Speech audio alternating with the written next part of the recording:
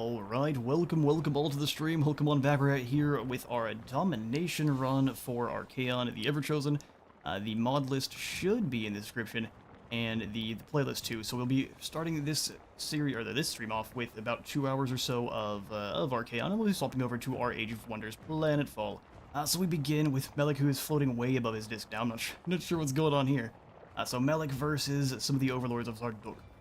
The other result is going to be a Pyrrhic victory, so what the plan is there's a couple of other armies nearby, and we're just trying to thin out the servants of the Conclave a little bit. Hey there, Timosha.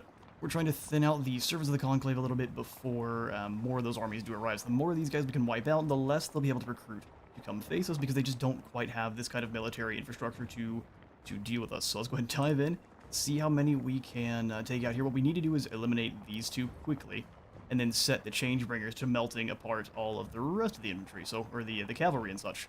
Let's get to it. Since we are Tzeentch, all of the kind of the physical resistance that the Kadai naturally have is going to be completely bypassed, which is something we definitely need. How are you doing this afternoon there, Timosha?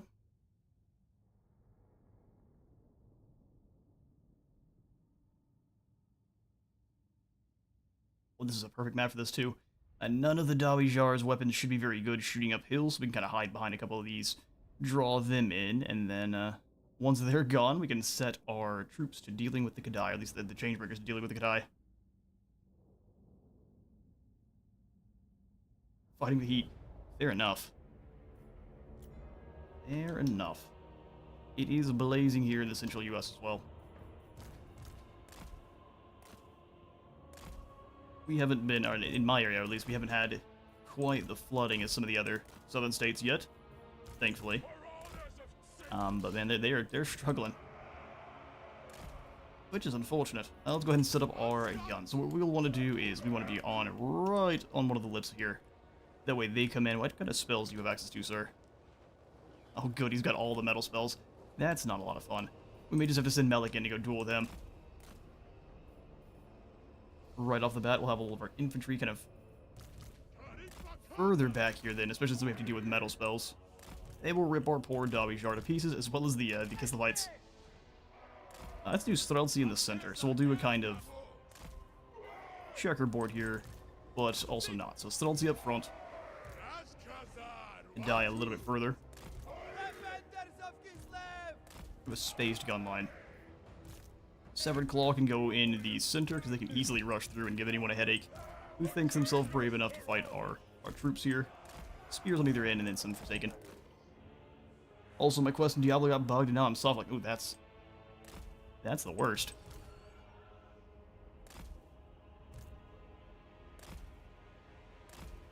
Yeah, no, I will admit to pretty much fully giving up on the Diablo games after 4.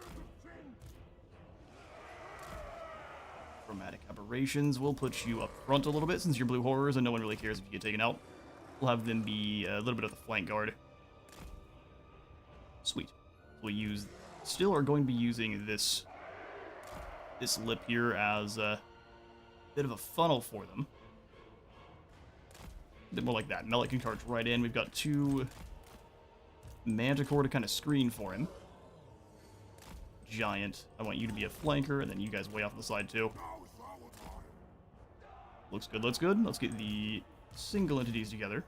I want you with the infantry. Missiles as a squad. And then the other single entities with group 1. So you a little bit further forward. Try to take out a couple of these Fireborn before they cross the gap. The Destroyer, I'm going to pretty much fully rely on our Changebringers. Alright, let's do this.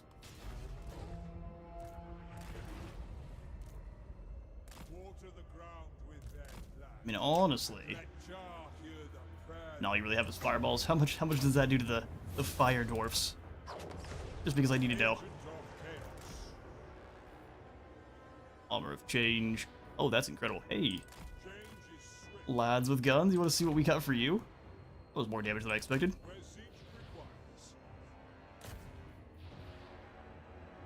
We'll wait till as soon as they start firing, and then we will Armor of Change it. Oh, is it only for... Oh, only affects missile units. You can't give it to your own troops? Oh, okay.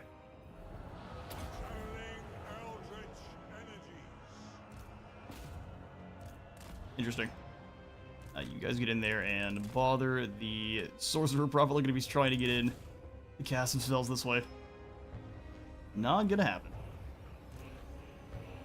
Well, Melik is silenced.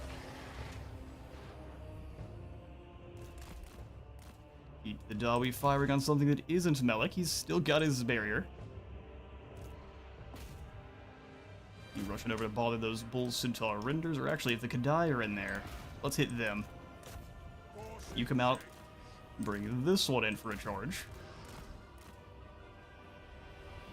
We don't want to try to land him here with all the shotguns. They'll get just blown away.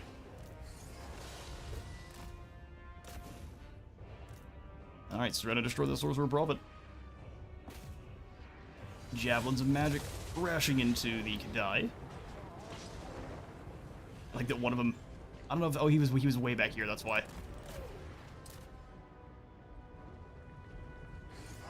Take him down.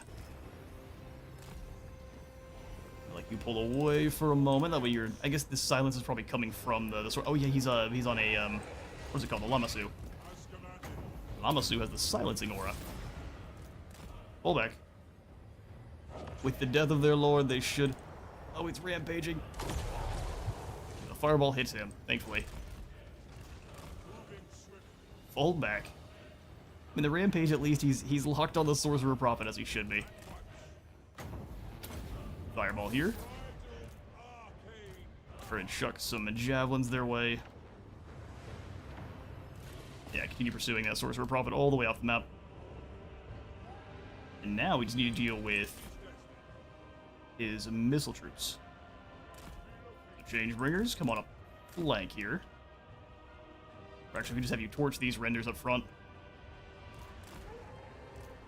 Chaos Giant, you come in after them. Thankfully, our slow grinder's pretty dang quick.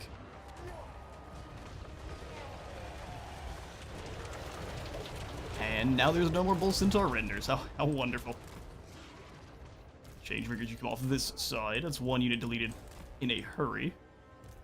Start chucking some fireballs in towards the Castellan next.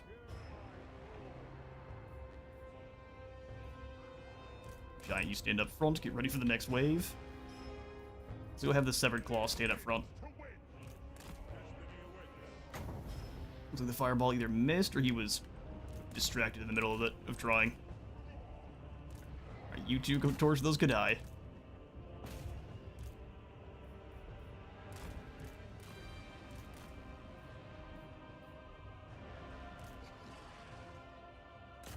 Javelins in the Kadai, you fall back just a little bit here. Severed Claw can summon pink horrors too. That's awesome. Here, you've got some friends now. Pull back just a little bit. Those the blunderbuss are gonna be a problem. I didn't follow news about Total War the last few months. Well, basically, we just have had some pretty serious delays for Tides of Torment. It's pretty much the main thing that's going on. Tides of Torment has been delayed. And the final lord here that is coming in with Tides of Torment is going to be Sea Lord Aisling, which is pretty cool.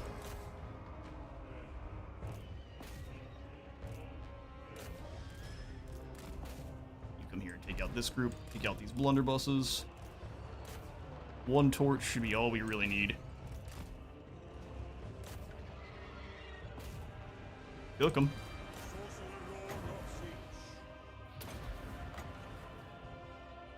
Give the armor over to these guys, then. Oh, you have to give it to an enemy, I see. I see. That makes much more sense. Alright, Changebringers, come back in and torch these poor fools. Our front line is doing fine. I just got devoured by Dominions 6. Is that one of the enemies from a Diablo? Because I truthfully wouldn't know.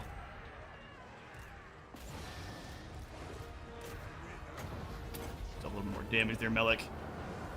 You lads stay away from these sneaky gits.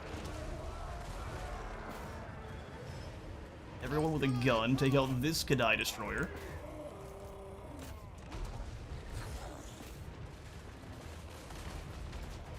high armor or not, it'll go down quick. Changebringers, you fall back. I forgot these guys have knives they can throw up into the air. Their leadership breaks just in time.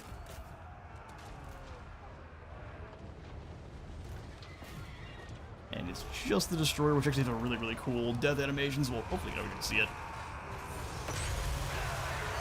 Severed Claw isn't scared of you or your armor. There's the demon basically leaving the runes. And it just kind of falls over. It kills a few more dudes on the way down, but they were obviously weak.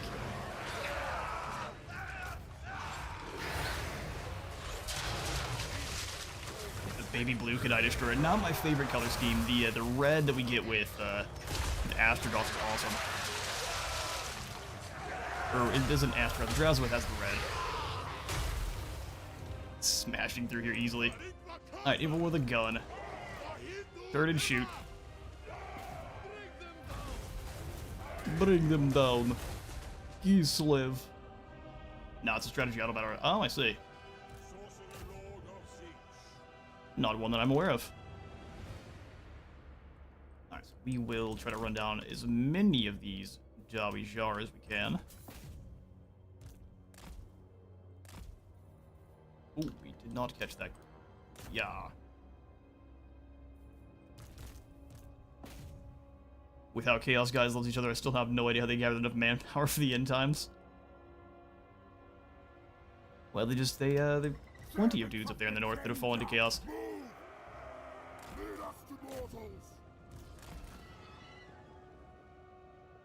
The lure of the Dark Gods is quite strong, and that's why they tend to have unending legions of both mortals, of just the normal Norskins and other tribesmen that already lived in the north. Because if you think about it, the Warhammer world is 3 times the size of our own. So that is a lot more opportunity for life. Even if it's brutally snuffed out as often as it is up at the Chaos Wastes, something will survive, and what does is going to be horrifying.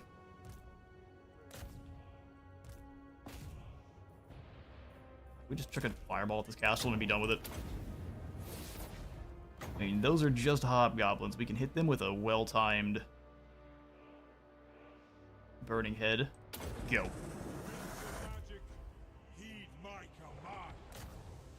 See how well-timed that was.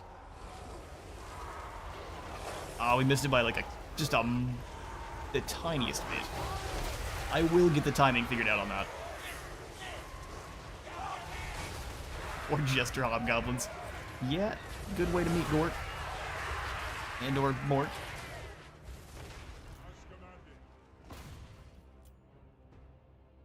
I don't think any of the others we're going to be able to catch. We did lose, I think, both of the Manticore, and what I'll probably end up doing is disbanding them to try to recruit something else in their place. With how low health they have, it won't be useful in the next battle. The Rampage is going to fly around, and they are like demonic butterflies of doom.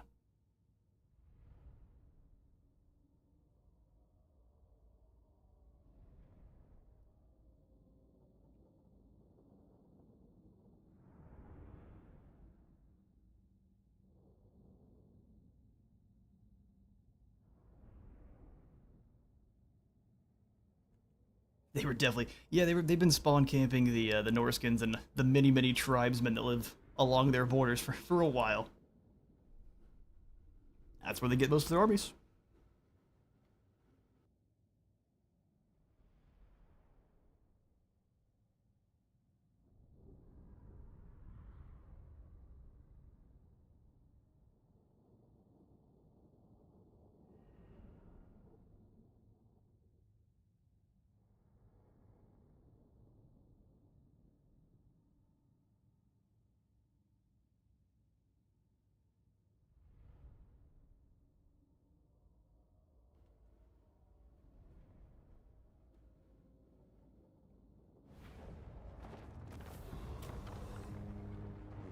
Alright, 201 fall, that's not too bad at all.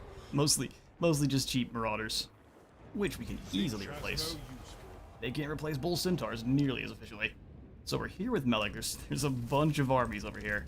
And so we need to try to fall back into the Tower of Gorgoth and recruit up some more troops in a hurry. Hover on back. We do have a Manticore we can replace them with, so kick this one out and replace them with another one. And then we'll kick these guys out for... Do not question my wisdom. Yeah, trolls are kind of meh. Those are even worse. I guess we'll go ahead and grab some more trolls. Bear the mark. And hopefully they'll survive long enough to actually be turned into bile trolls. Because bile trolls are so strong, even in a siege army, I would say they're very worth it. Parts of iron to make sure people can fight longer. We don't really need the Infernal Champion here. We need to move down this attack, his magic line a little bit more. So, Flaming Sword sounds good. My power only grows. Yeah, but Timosha, as far as Total War Warhammer news, all that we really have is that well, Tides of Torment is going to be Slaanesh v Norska v High Elves, as people kind of already expected. So, T'Challa versus Sea Lord Island versus Sael the Faithless. Why are these Marauders? Why are you guys just normal? What's going on here? Get marked for Tzeentch, and we'll give you some spears. There we go. Excellent. We need them to just get a little bit higher level. Like level 15 is when you can evolve them into a Demon Prince. Soon.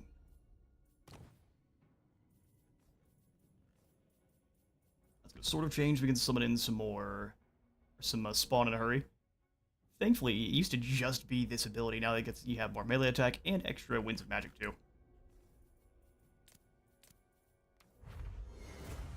Another Executioner's Axe. That actually might be the better call.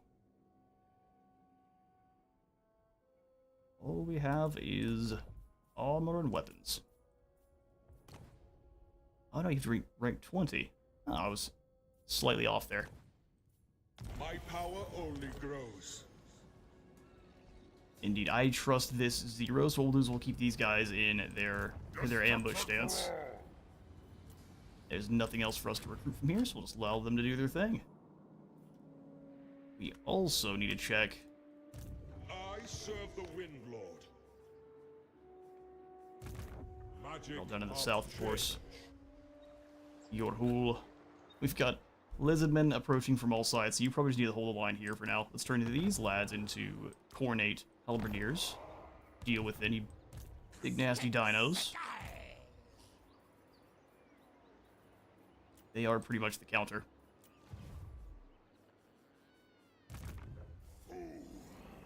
No, Vigo, you are the fool.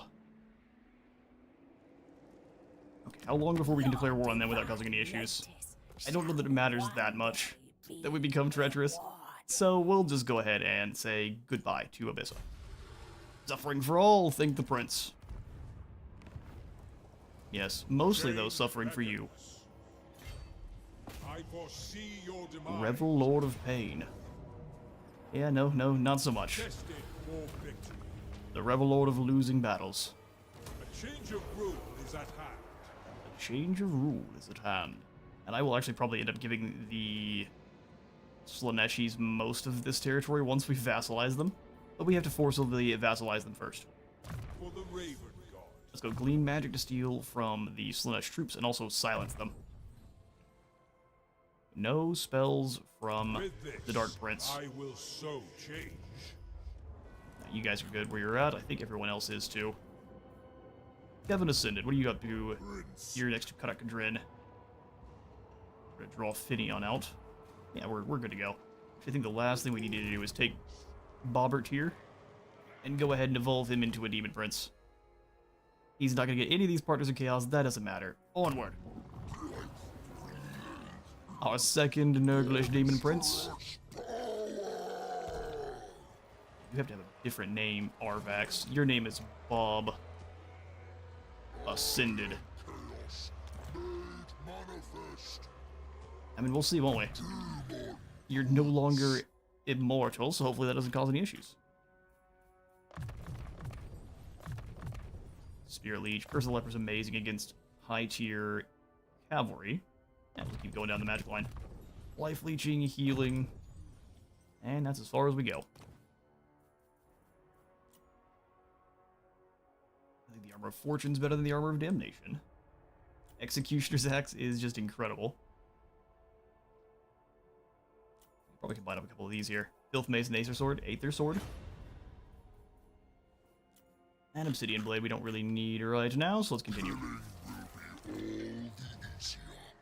Will be all the easier. Alright, let's see how many settlements we lose to the predations of the Dawi.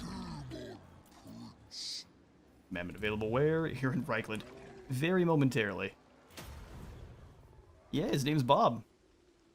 We named him, I think, on the very first campaign. He was Bobo the Stinky, or Bob the Stinky. I don't know if it was a LAN party or that was someone else's name request. Not all champions of chaos carry names of power.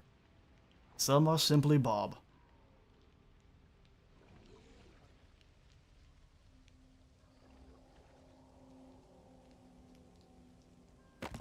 Yes, bow before he who wields the Slayer of Well, I mean, any name that is from our world is going to be considered simply one of those names, right? There's no reason to feel bad for Bobs anywhere. We like Destruction Ruin too. We work together. Well, that's a lot of gold for working together. And we learned last time that Military Alliance works towards Domination victory, so sure. I'll take some rat nukes. Defensive Alliance does not count, but as soon as you get a Military Alliance, it does. But you feel sorry. Bob is one of our main characters. There's no reason to feel sorry for him. He went from being Bob the Stinky to Bob the Ascended. What is this? I mean, funnily enough, we would not beat Blood Knights with our army here, but I mean that's a bit interesting. The last vestiges of one of the Barrow Legions, Necromancers.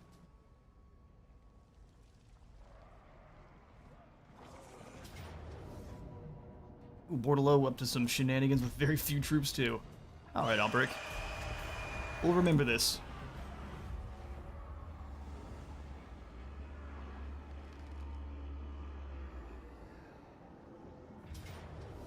Überreich. See, it's good to see them only having a lot of miners in their armies now, which means, yes, they are taking settlements, but they really can't afford better troops just yet. Ooh, Azazel, let's run. Hell Pit? Hell Pit? You guys made it through to Hell Pit, did you? Well... damn, that's unfortunate. That's a pretty good settlement for them to take from us. I wanted to give it back to Throt, but he was nowhere near us, so I couldn't. No choice. Tower Gorgoth is under attack. That's not enough troops. What do we lose if we go for the auto? Shoot. That's fine by me. That's going to be a 40-minute battle otherwise. Execute them and be done with it. We'll have a good one here soon, but not one that's a Helm's Deep siege where we're fighting to the last man.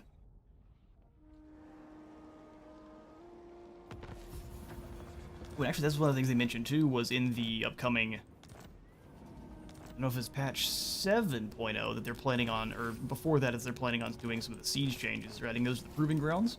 So hopefully we'll get to see exactly what those siege changes are soon, because the siege battles, they struggle right now.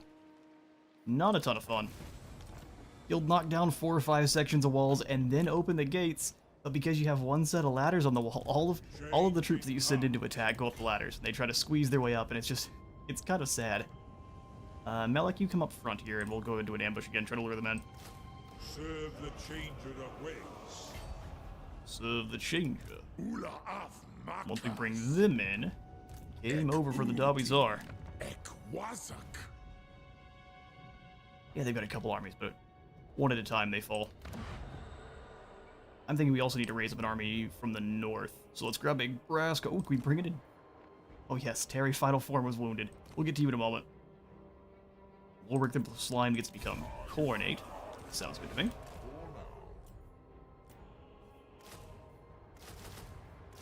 Just give you any kind of troops we can here. Mark most of them towards, or for Corn. They will be dominated.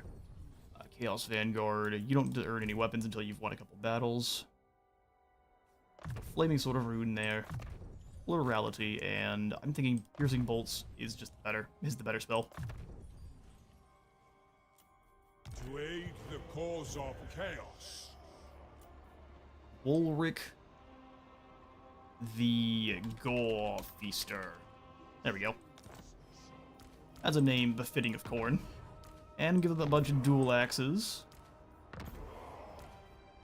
Spicy throwing axes for you. What happened to these poison warhounds? Why are they so wounded? Interesting.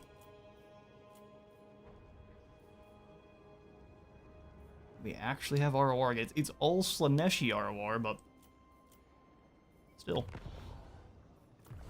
We could probably snag from the Challengers of Khorne. Oh, we get Skull Reapers. Skull Reapers aren't amazing. I was saying I wanted to build an army of Gorbeast Chariots. Let's start that now. Let's start that now. Just swap some of these on over. We have right now active the Flappy Boys. We'll grab the shotgun. Soul Grinders. It always makes me laugh when I hear Chaos Dwarfs talking. They sound exactly like the guy. Oh, is that right?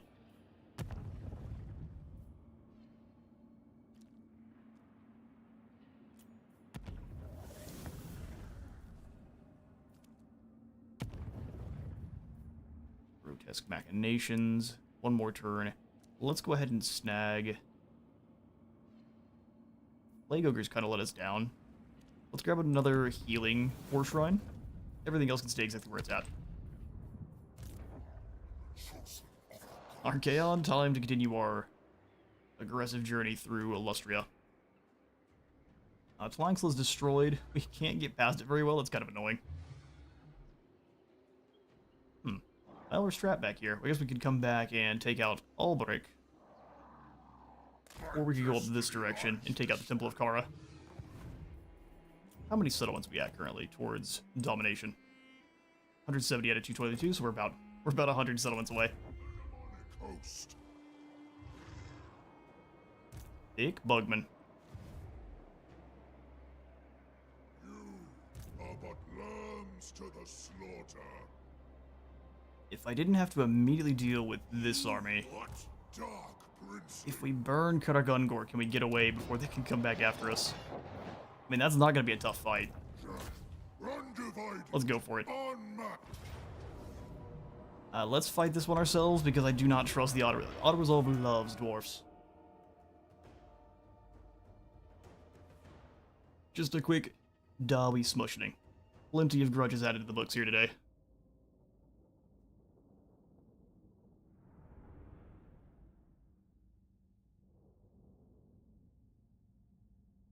Actually, if you have heard the audiobooks for any of the Gotrek and Felix, Road of Skulls is, I think, when they first start meeting proper Chaos Dwarfs.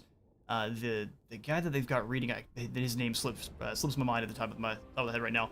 The guy they have reading does an incredible job of kind of giving the Chaos Dwarfs a voice that is very, very unique, similar to the Dwarfs, but also corrupted and kind of fits their Tusky mutated appearance too.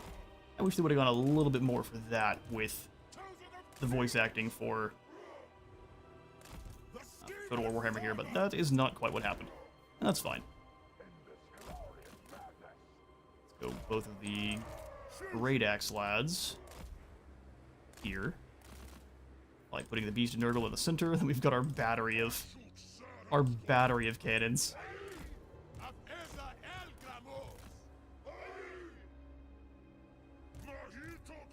I'm going to deploy off to the side. Cannon battery over here, main infantry over on this side, that way their decision-making is split between... It's not like the dwarfs are going to get very close anyway, but... they'll still try. Give them the business.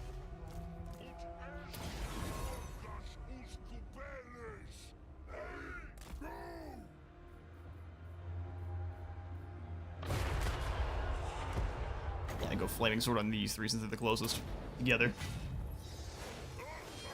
And the dwarves explode across the board. We grab 2 of the hits on the... As soon as the Quarrelers are done, that's the end for the Dawi.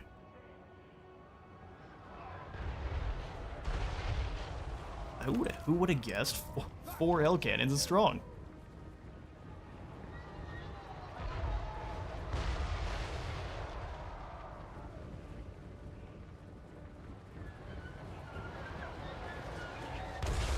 Took out one dwarf there. Send you in after these quarrelers. Go ahead and drop the piercing bolts of burning here.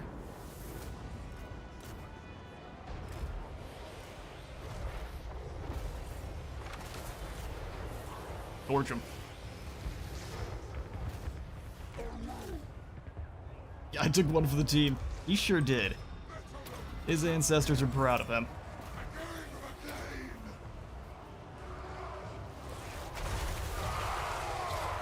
A little bit less so here. That's a bad time. Those dwarves got hit by so many artillery pieces, they are now fleeing fields. Please don't cook your own knights. Maybe quite cross with you.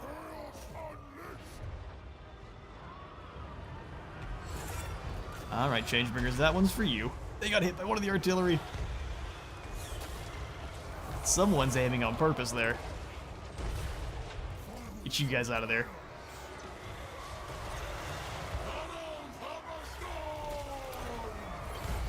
Oh, I thought I tried to grab the balance spell, didn't quite work. It's still a lot of fun to blast the Dawi to bits. I wish it was a different, like maybe some zombies. I quite like the dwarfs, but sometimes that's the way. Yeah, and like this, we don't lose anything to auto-resolve being ridiculous. Actually, as I've probably said it a couple times now, but one of the things that Age of Wonders has that I really wish they would have in other strategy games is when you do choose to auto-resolve, you can look at the auto-resolve and go, I don't like that result. I could definitely do it better. And then you can choose to fight the battle yourself to get a better outcome.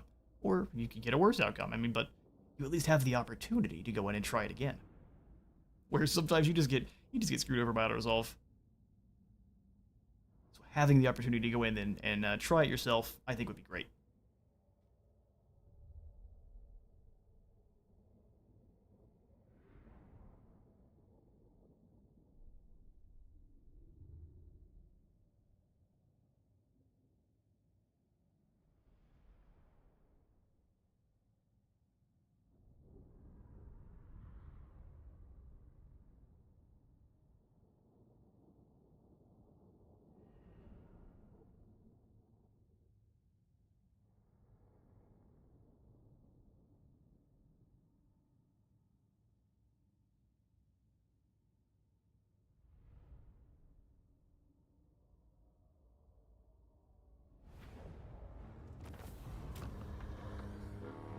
Alright then, yeah, Cutter Kadrin gets throat chopped. We are going to go ahead and...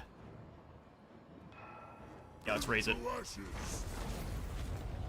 Gorby's Chariot for our... someone that's not even in this army. Yeah, okay, well that's just an army. Thick Bugman and his miners don't stand a chance. Get out of here. The great conspirator.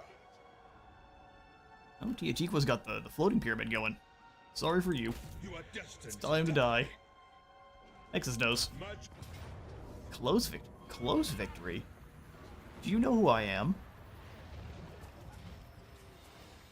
Now let's do it. Oh, that's awful. Next time we'll fight it ourselves. 17,000 for sacking it sounds amazing. Nexus can now... oh, he's got the Aspiring Leader boon. How incredible. Change beckons. We might have screwed this army over. Drop you guys into channeling stance. There tends to be a path of glory for ranking up and channeling. Oh, not this time.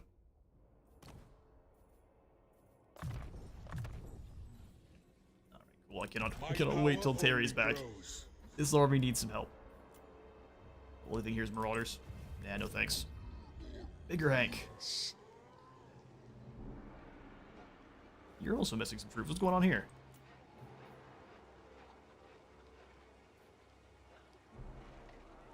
Marauders. I guess it is Marauders, huh? Blah.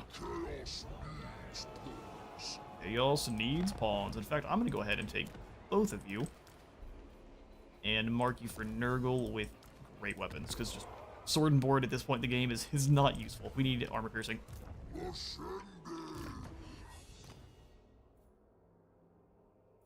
Bloodred. Is your melee line all done? Yes. So, specialist it is. And now we start clobbering more dwarfs. No, I will not shame. And they've got us kind of in the middle here. The world will quail. I'm thinking we can take out Barundan Stoneheart here. Do you take me for a We what? don't have to worry about the Barakvar dwarfs. So let's go smush Barundan. That is a lot of troll hammers. Yikes. Well, then we need to focus all in on the troll hammers, allow our aspiring champs to chop through the hammers, and yeah, that's that. Let's do it. High value with the troll hammers, but once we got them down, we should have a fairly simple fight.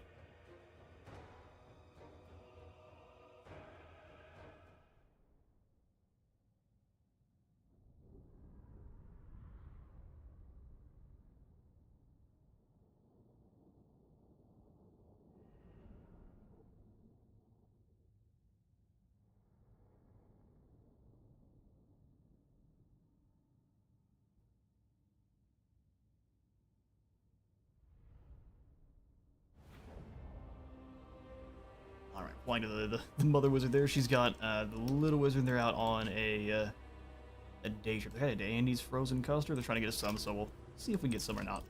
Let's throw in the trolls. They'll arrive at the very end. We want to kind of hide behind these bluffs, though, so spread the trolls out. Use their speed to outmaneuver the dwarfs. And then our champions will be our front line.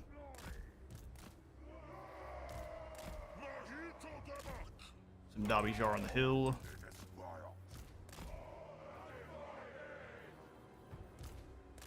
We need to bring you with, that way we can heal in case of emergency.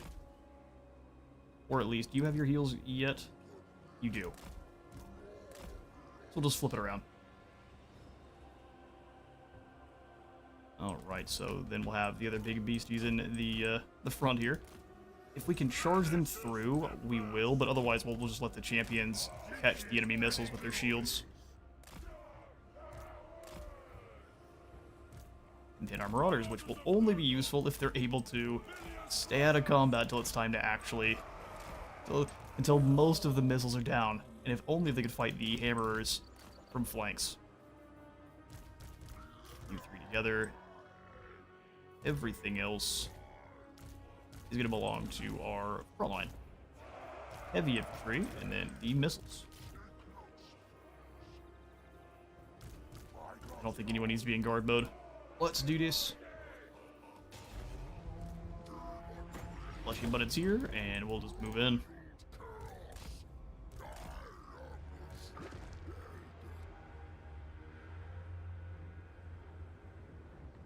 Alright, troll hammers are the first target.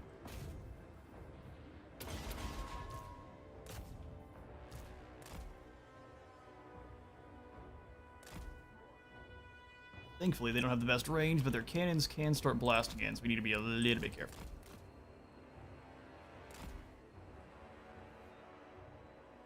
If they're firing on the Lord, that's what we'll try to keep. Really good hits. Need to switch their targets, otherwise they'll start whiffing.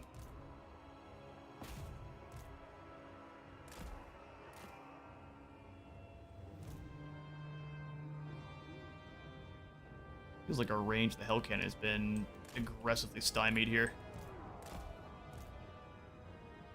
Switch targets again.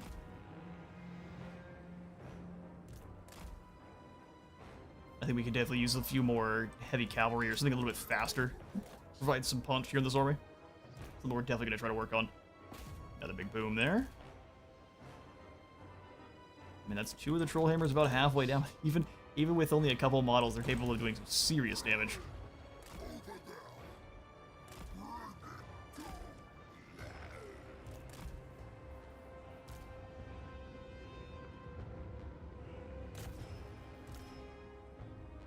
Alright, let's go ahead and have the rest of the infantry start moving in now. Shotguns, you stay about there. Everyone else up.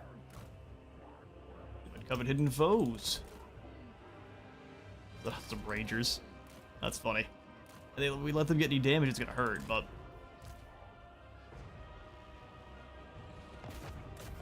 start taking out this next group of Trollhammer torpedoes. Iron Breakers are an absolutely fine use of your ammo.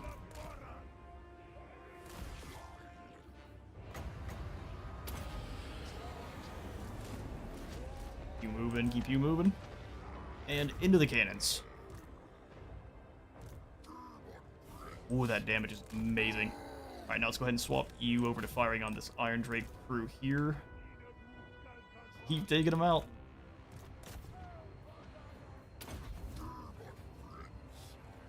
Our heroes saving the day here. We want to save all of our magic to just wiping out the groups of Dawi.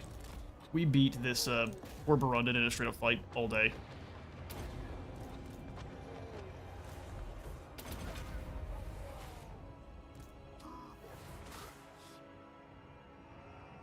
Oh, I wish we had access to another Purple Sun. Come on, keep 14 seconds. Fall back.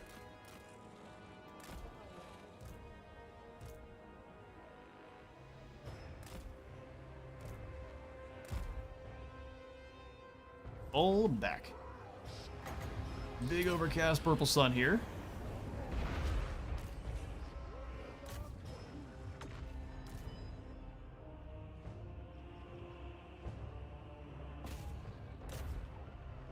Give him the business. Looks like the Trollhammers have realized he is the threat. Oh, good grief. Yeah, no, that's what I was waiting for. Look at that damage. And it has, I think, a little bit of a stun effect, too.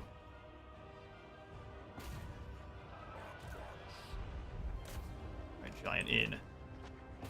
Find those Trollhammers and give them a headache. Choking breath here. Trolls forward. Shotguns, no one gets close to our units here. Stop the Trollhammers.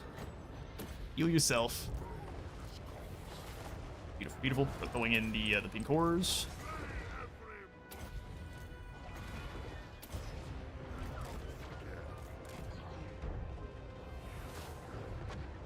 Champions, go.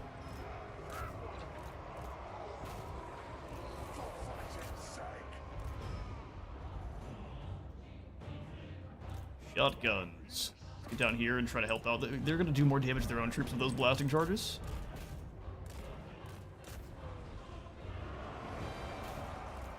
Hit him with the nasty breath.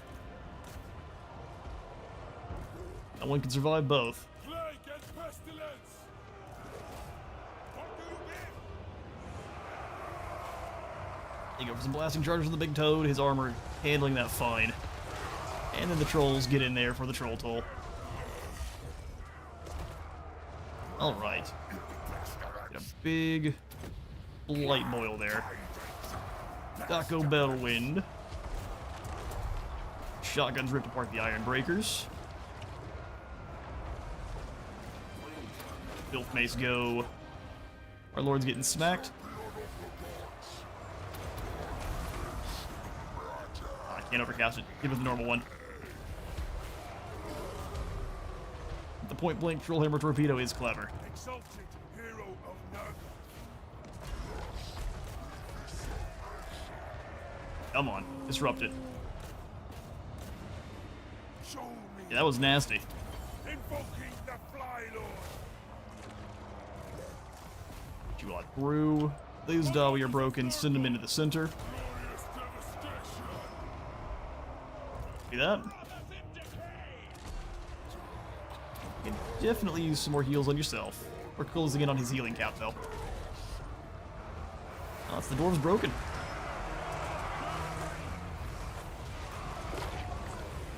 Grandfather Nurgle shall be proud with the number of stunted we have broken here today.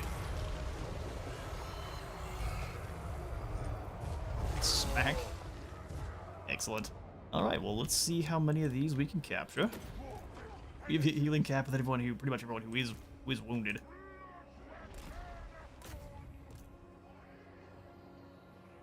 Yeah, I kind of thought they were getting taken out by their own. I was like, why did we lose so many there? That was because this Hell Cannon decided to start blasting into friendly troops. Speed it up. Not everyone's fast enough to catch the dwarves. Weird thing to say, but it is the truth. Let's especially playing as Nurgle. Although once we have you poisoned, it's pretty much over. Sweet, Purple Son of Xeris. MVP spell for this this battle.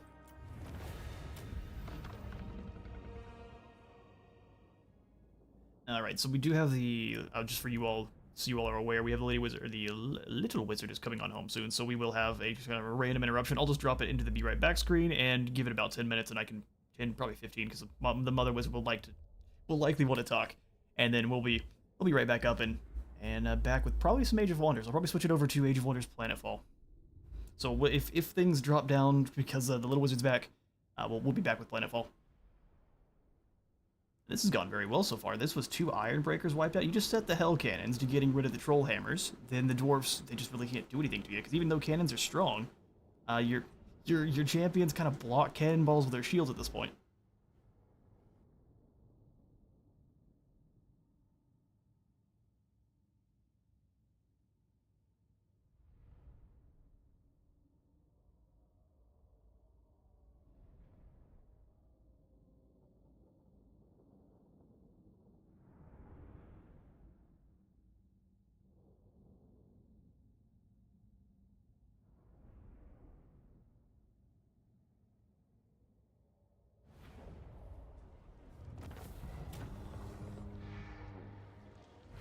Alright. 28 fall in that fight, which was even better than I honestly could have expected. Let's go ahead and claim it. Force the dwarves to move to us. Oh good, the Mootlin gives us 5% resistance on all our Warhounds and Manticores. Which, I mean, if we get enough of those, we can get them up to the full 90% resistance. They're starting to lose momentum because how much they're spreading out, so our allies can start wiping them out, and then we can really easily start getting our territory back. Alright, so Melek, you're staying here. Let's pull up our lord. We have so many lords. We use the lord tab to keep things organized. Prince of Damnation. Yeah, so we still do need to deal with basically the rest of Karak-Ziflin. All that they are going to be able to recruit is miners, because they're not building up proper cities. Well, that's good to know. Demon Prince! Demon Prince, we can probably send you in to kill all of these undead at once. I'll have your soul! You think so, huh? Well, let's give ourselves a proper challenge, then. Come hither, Hector. Do not wait! No, you don't. In fact, Hector is going to die very quickly. We'll quick save so we don't lose anything due to any kind of crashes, because we had nothing but battles this episode so far. We would lose all of that progress, which would suck.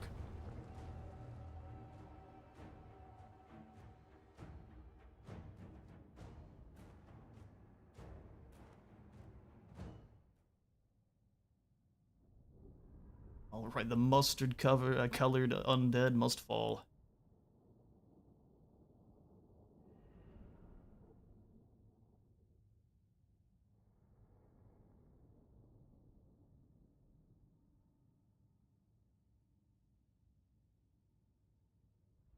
If we could get Harry down into this army too, it would be the ultimate counter to the undead. Because I don't think... Vlad came back for a moment, but his armies were so weak, they just kind of got run over. Are you hiding? The answer is yes. Will it save you? The answer is no. 90 speed on them, 84 on our Skull Crushers. I'm going to go ahead and let the Skin Wolves kind of skirt the outside there since they don't have any armor. So, Skin Wolves, let's go hang in out behind these Crushers.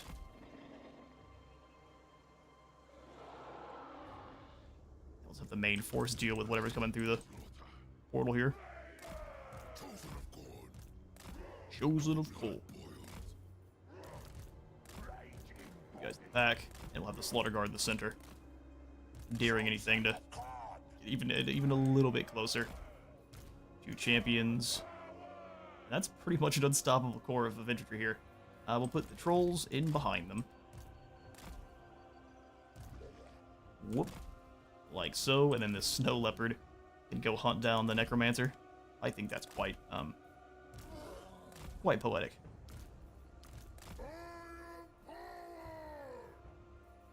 You two, infantry. Cavalry corps with the snow leopard and the skin wolves. Trolls can go with our infantry, and then big boy giant. Honestly, probably with the infantry as well. Let's do this.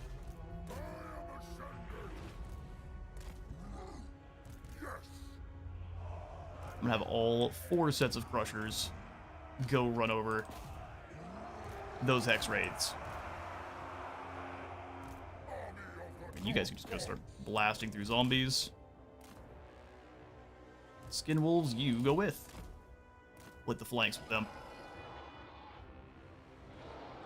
On this hamlet, chaos saves the people of Bretonia from the undead. And if he does any casting, he's going to have it explode in his face. Aether Sword, Crimson Juggernaut, kill for corn.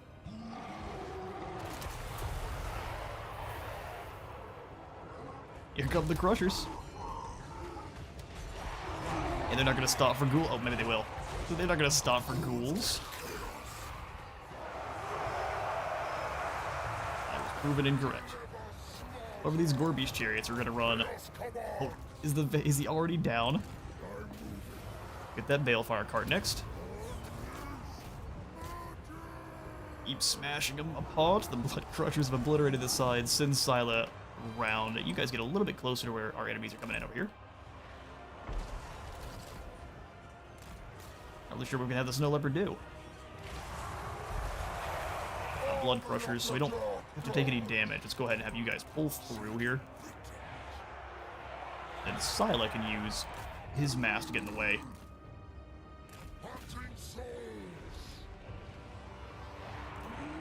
He can duel Blood Knights all day. And then as soon as these guys have got enough space, we can turn them around and charge them back in. Vampire Lord to slay. Are those Blood Knights? Alright, so 2 Crushers. Help out with these Knights. 2 other Crushers. Hang back. We might need your help.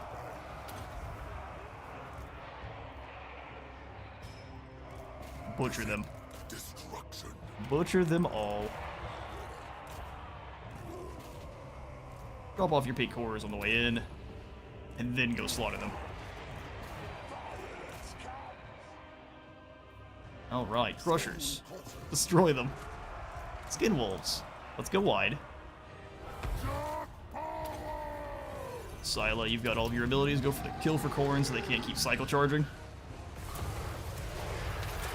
No cycle charging, only the Void. Skin Wolves and a Leopard versus some Blood Knights. It's gonna be a little bit spooky. Oh, they're winning that fight easily. Sorry, Blood Knights, not today. Aether Blade active, Deadly Onslaught active, send him into... Those Gorbeesh chariots are just tanking damage for days.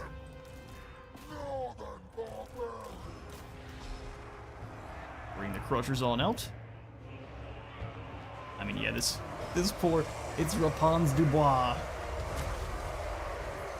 Oh, throw my phone across the desk. Sorry, Al. That probably exploded your eardrums. And I've also got this absolute piece of...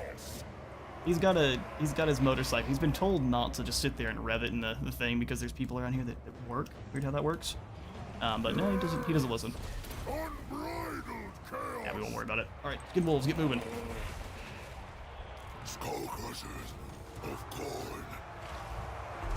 Shot down another dragon. You drop in here. Go for another kill for Corn Explosion.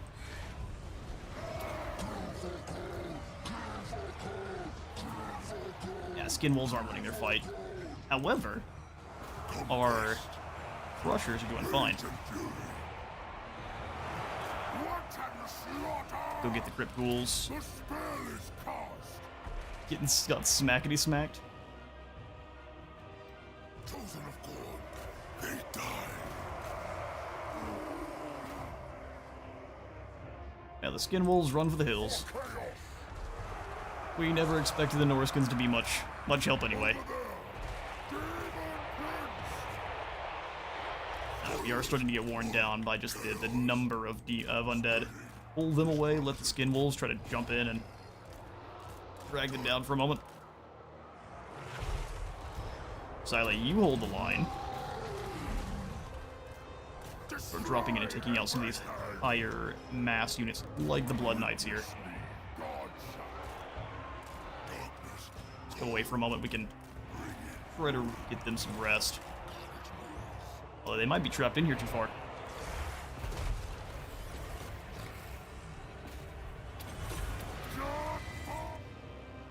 Alright, these lads can turn and crunch here. Crushers have, for the most part, managed to break away from their combat, which is great. Skin Wolves aren't so lucky yet. Scylla go for the kill for Chord Explosion. Pretty much insta-killing the Skelly Spearman. Alright, all four of you now target these Crypt Horrors out in the open.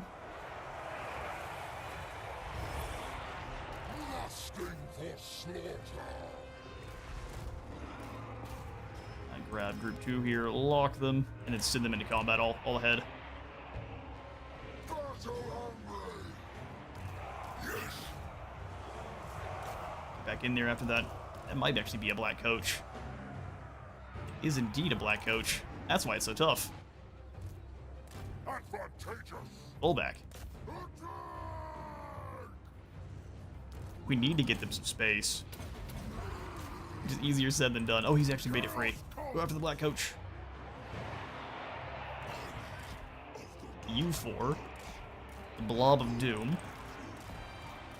You keep kind of drawing them away from some of those ghosts. Speaking of the Blob of Doom. Let's bring all the Chosen this way.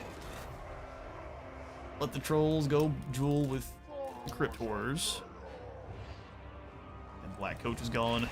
Executioner's Blade's crazy. As soon as they get down below, I think it's 20% health, they just insta-die on the next hit. Another explosion on Scylla.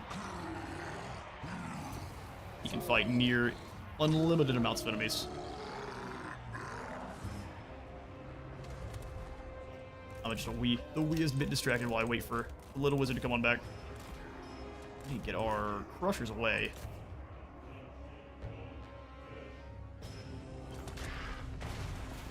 Yeah, you're done. You're doomed.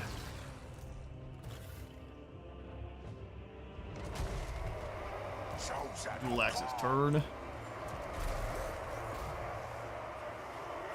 Slaughter Guard, you also turn.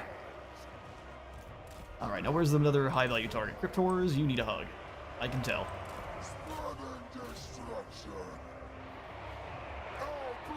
One of our crushers is finally done. Took a very long time. But the undead also just decide that fighting's not for them when they have no more necromancers.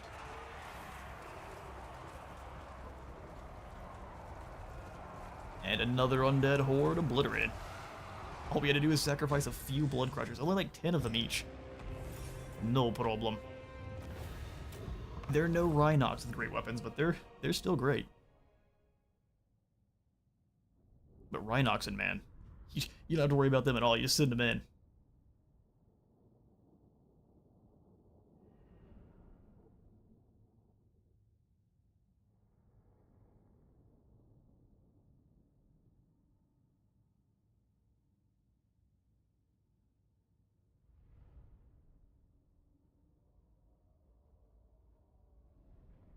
Golden Sword is going to go. Actually, very spread out, isn't it?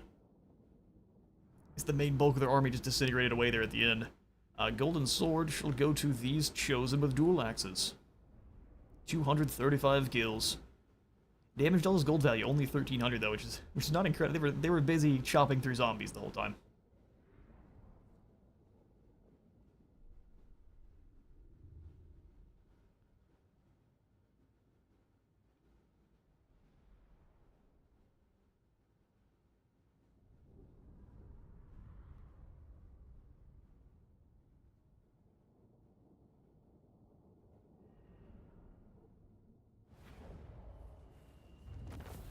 Alright, Musion falls again. Go kill all that remain. Let's see how many of the undead actually make it out of there. Hector. Oh, there's almost nothing left. Amazing. So then we move on Artois, and Artois belongs to Khorne now. Nothing but gore. All we gotta do is sacrifice some wolves. Some Therians were sacrificed in the making of this battle. Nah, you can't have any of Slaaneash's troops. That would be a betrayal. Let's see, even an all-cavalry army could probably use a Hell Cannon. We will at least give them a Soul Grinder and actually a War Shrine of Nurgle for heals on all these guys in the center. Sounds pretty dang decent. I think in the end I'm going to probably get rid of this Chaos Giant and this Snow Leopard too. Has your time come? Death bringer. Listen, Snow Leopard, you were great, but you didn't mix with our army too well. I want to give him a Hell Cannon, but I also want to give him an Orbicor Herd. Let's go for the Marauders. We'll take the slow path up towards the Gore-Beast Chariots of Khorne. If you get a really heavily Khorne corrupted area, we don't have to wait like that, but until then, that's just the way it is. Fight or Die is incredible. And then Blade Shield too. So our places rally to get 24 melee attack additional. Just lets your Khorne people get even more choppy. Easier.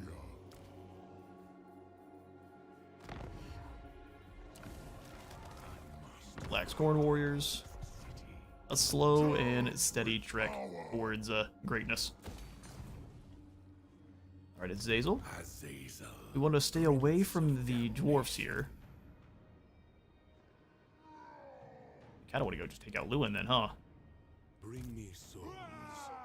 I require nourishment. I require nourishment. Well, Grail Guardians are a problem, but I think we can handle them. We'll Pavane of Slaanesh Lewin to bring him in and have him fight Azazel. Then try to hit him with a couple of Slaaneshi debuffs, just kind of nuke him real quick, and then we focus on the Grail Guardians. Azazel's another one of these armies that I need to retrofit to being mostly Chaos Knights of Slaanesh. Soon, man, we'll have some Steeds of Slaanesh, but until then, we gotta make do with Chaos Knights.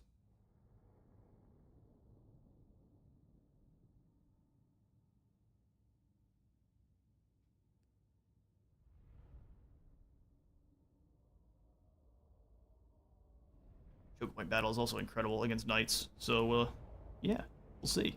If we can weather that first charge, we're great. Otherwise, we are going to have a bad time. Such a bad time. Alright, you three, this side. Since you're artillery, I'm thinking sending you with all of the single entities is probably a good idea. Single entities and Bolcentar renders with... the War Shrine probably still needs to stay with your infantry, so let's have the Chosen in the woods. Champs behind them, Marauders a little bit further back too. And some more Chosen. We'll just have the Chosen all up front. Try to catch those Grail Knights in the woods. Ka Chaos. Zawushra. Here, and then our Hounds that are fairly useless against this bunch, except for maybe the Trebuchet.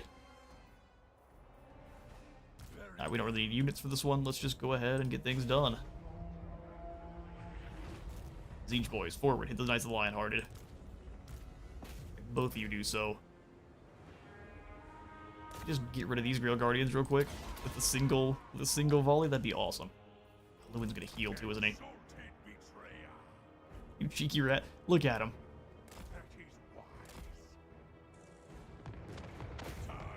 Alright, I will let you all know that the Little Wizard is nearly home, so we will have a pause here soon. But since we're in the middle of a battle, I'm definitely not gonna stop the battle and then come back with Planetfall afterwards. So if we have to stop the battle, we'll just be back with this to finish this battle here, and then we'll go to Planetfall afterwards. Hey there, Lewin. Come over here and fight. I dare you. No, you don't have a choice. It's time for a hug, sir. The ultimate duel. Lewin and Bequee versus Azazel. Azazel is not winning, so we might have to have him fall back. Very Take him down. Oh, I will absolutely give myself spells to beat. As soon as Lewin's gone, we have a good chance of winning. Fear of Aramar. Get up, Azazel. Just a couple more good swings and you've got him. Prince of Damnation.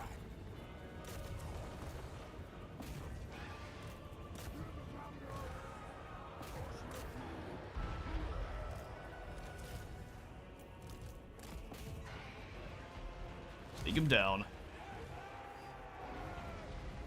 Azazel barely beating Lewin and Bequee, but that's the win. The King of France stands no chance. Well, him rampaging seems like he does fine. Get him, Azazel. There it is. Down with the King of Bretonia. That is wise. That is Time wise. to die. And now we can just start wiping everyone else out. Spell casting. They came in for a pretty nasty flank over here. I respect that.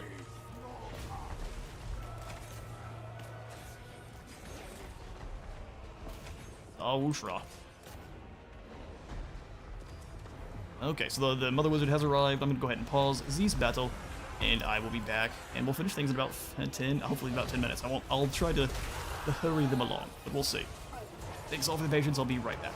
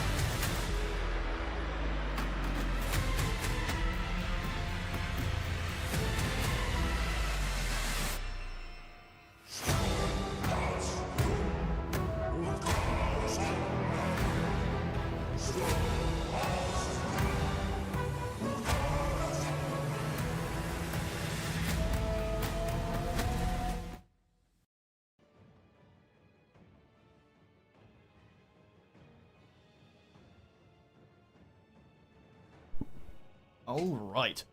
We're back. So the little wizard is home. She's got herself some ice cream and she's set up in the other room, and we will continue the stream. And actually, if just sit here and talk for a moment, this kind of shows off the weakness of the Grail Knights, because what they charged into the back of our Marauder Horsemen of Slaanesh, and they didn't really do anything. The Horsemen, they're fine. Yeah, they're beating down on these Bull Centaur renders, but there's several of them. And these guys were already about half health. I'm pretty disappointed in Bretonnia. We need to have a proper, like, non-SFO Bretonnia campaign, and just see exactly how badly they're suffering here. Because, man, playing an SFO, Bretonnia obliterates everyone. Their cavalry charges are so scary. But, man, in vanilla, they struggle a lot. Now, Bretonnia is defeated. Lewin was in March, so we'll just go ahead into battle there. Decisive win. We can farm up a Lewin's defeat trait. I think it has to do with cavalry charge bonus. We'll see. Let's hope it is.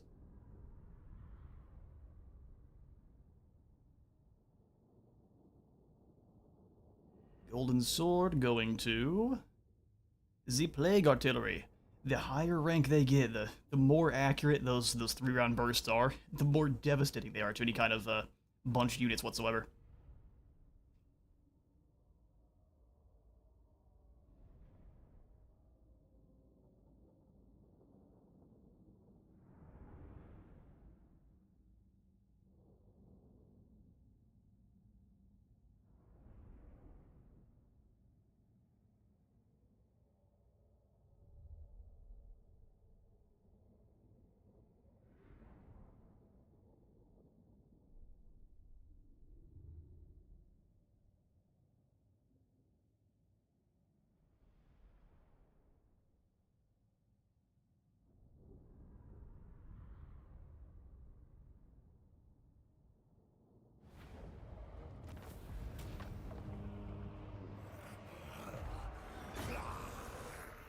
They are worthless.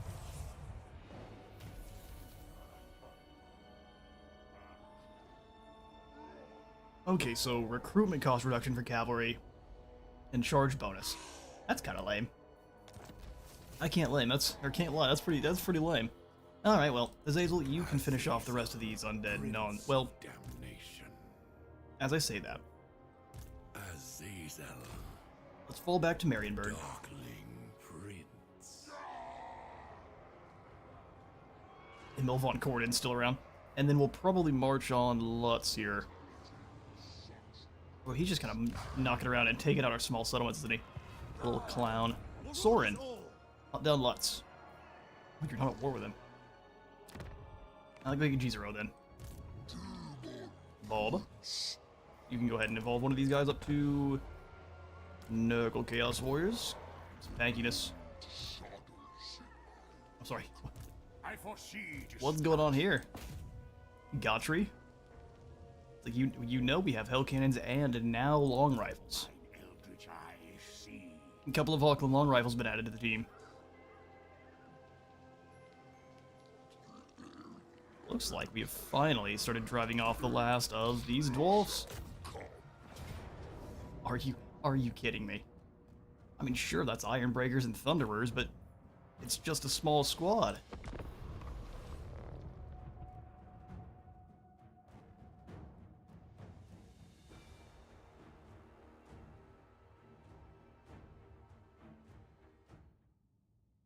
Yeah, we'll just corral them in with our artillery then. We've got the 2 Plague Hulks and then the 2 other Plague Launchers. We can just use them to kind of scrunch the Dawi into a small area and then blast them with death spells and our artillery.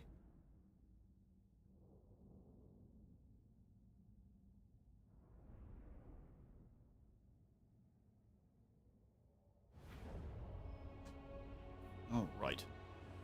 I am enjoying starting to see more of the armies leveling out and what they're fielding. That just means that they're running out of their cheaty units from the end times.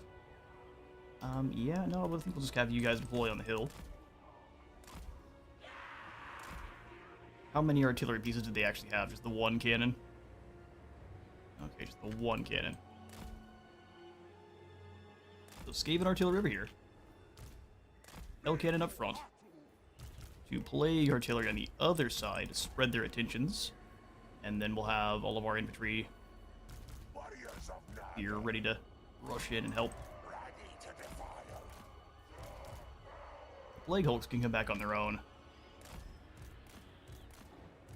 Hell cannons and such are much more stationary.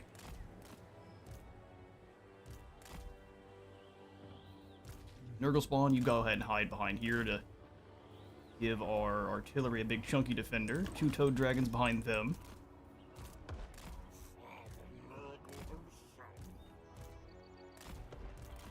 Beautiful. We are missing a cultist war shrine, aren't we? Definitely. Let's do this. Reinforcements have arrived. Immediately. Yeah, 2 Honking long rifles. You guys go ahead and post up here. Form new formation.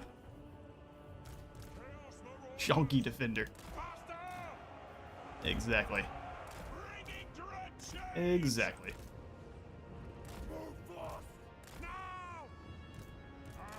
Look, you single entities.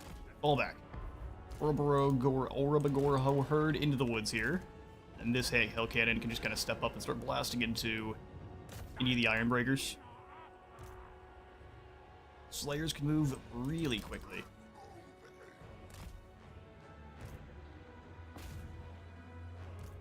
I don't really know that that's a problem. We'll do something like this. Send the wolves in. Then give those warhounds a little bit of armor and melee reflection.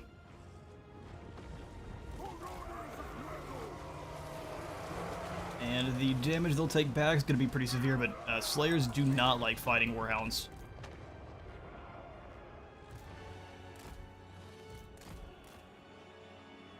Their attention. Keep their attention. I'll fall back. Let's go ahead and get a bit closer with our Coordinate Shotgun. Let's go land on these Thunderers. You got to fall back away from them. Keep blapping the Thunderers.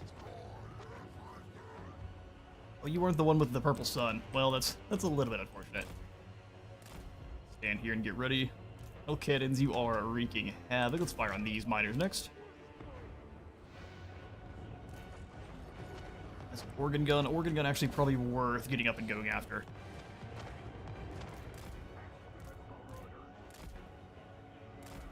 Go off to the flanks. Last Slayer versus the Warhound.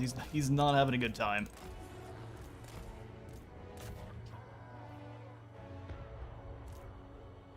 I don't know if he's able to fire the ammo from there, but go for it. Our tail's yours. Take out these Iron Breakers. Take out these Iron Breakers. Get our single entities out front just to kind of stand there.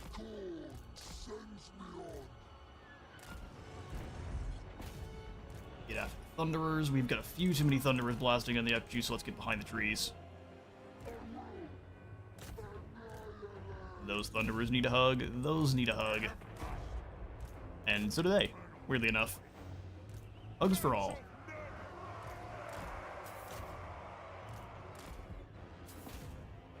Take out those organ guns. Come over here after these Slayers.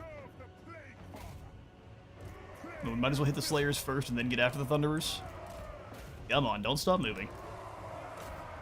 Don't stop moving. We might be a little bit too overextended, so let's go ahead and grab all our infantry here. Lock them. Send them in. We need some cover.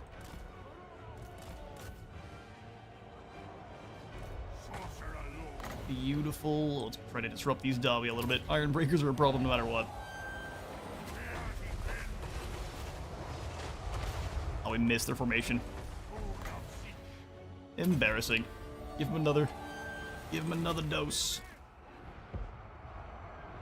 Front lines are clashing. Send in the war shrine to take out these poor fools and actually use snipers. Get in there. Oh, like Ulrich's Raw.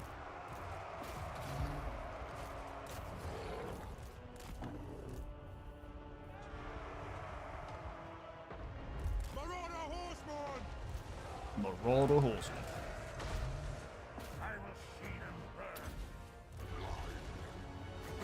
Big heal on you and the Corn Boys here.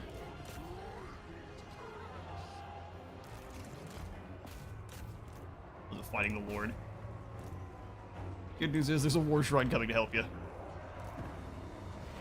Let's go ahead and turn and get the suffocating ability to these poor hammers. You guys do the same on this set of Thunderers. About to get stabbed in the back by some Zeech Spearmen. Oof.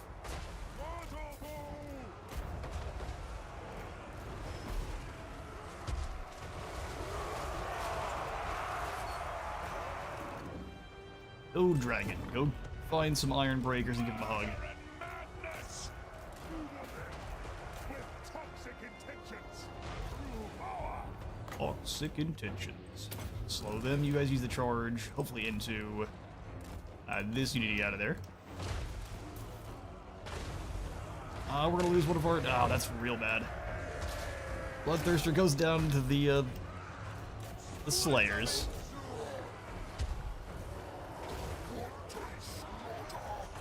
Let's see if we can keep the others alive here. They go for another... The Iron Breakers just don't do much to Toad Dragons. What? Alright, Dwarves broken. Should have brought in our Orbagor herd, huh? That would have been a little bit helpful. These Longbeards are done. And even though we lost a few, we can just bring back more Corn Demons through summoning.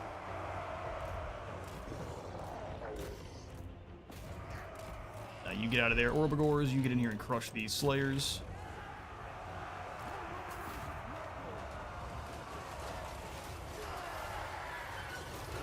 Beastmen from Koresh.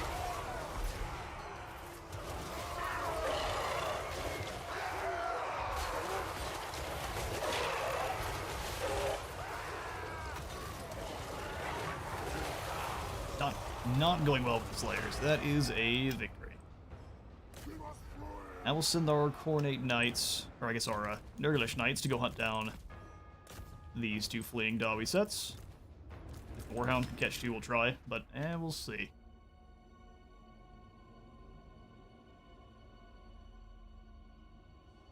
Sickly Green charges in, and that's the end for these Dawi. A little bit slowly, though their armor is going to keep them alive for a while.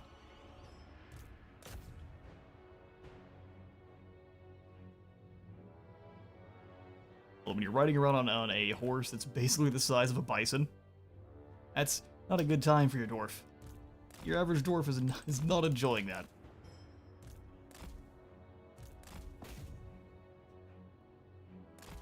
Where's my artillery? You guys need to cease for a moment.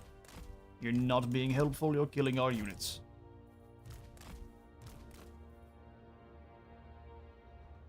There we go, that's the rest of the dwarves. We'll go ahead and end the battle there. And then what we'll do is we'll go ahead and hit a save, and I will go ahead and see you all in just a moment with some Planetfall. Won't be nearly as long of a break as we did to go snag the little wizard from my grandparents here. So what we'll do is we will just drop into the Be Right Back screen, and I'll see you in about 5 minutes.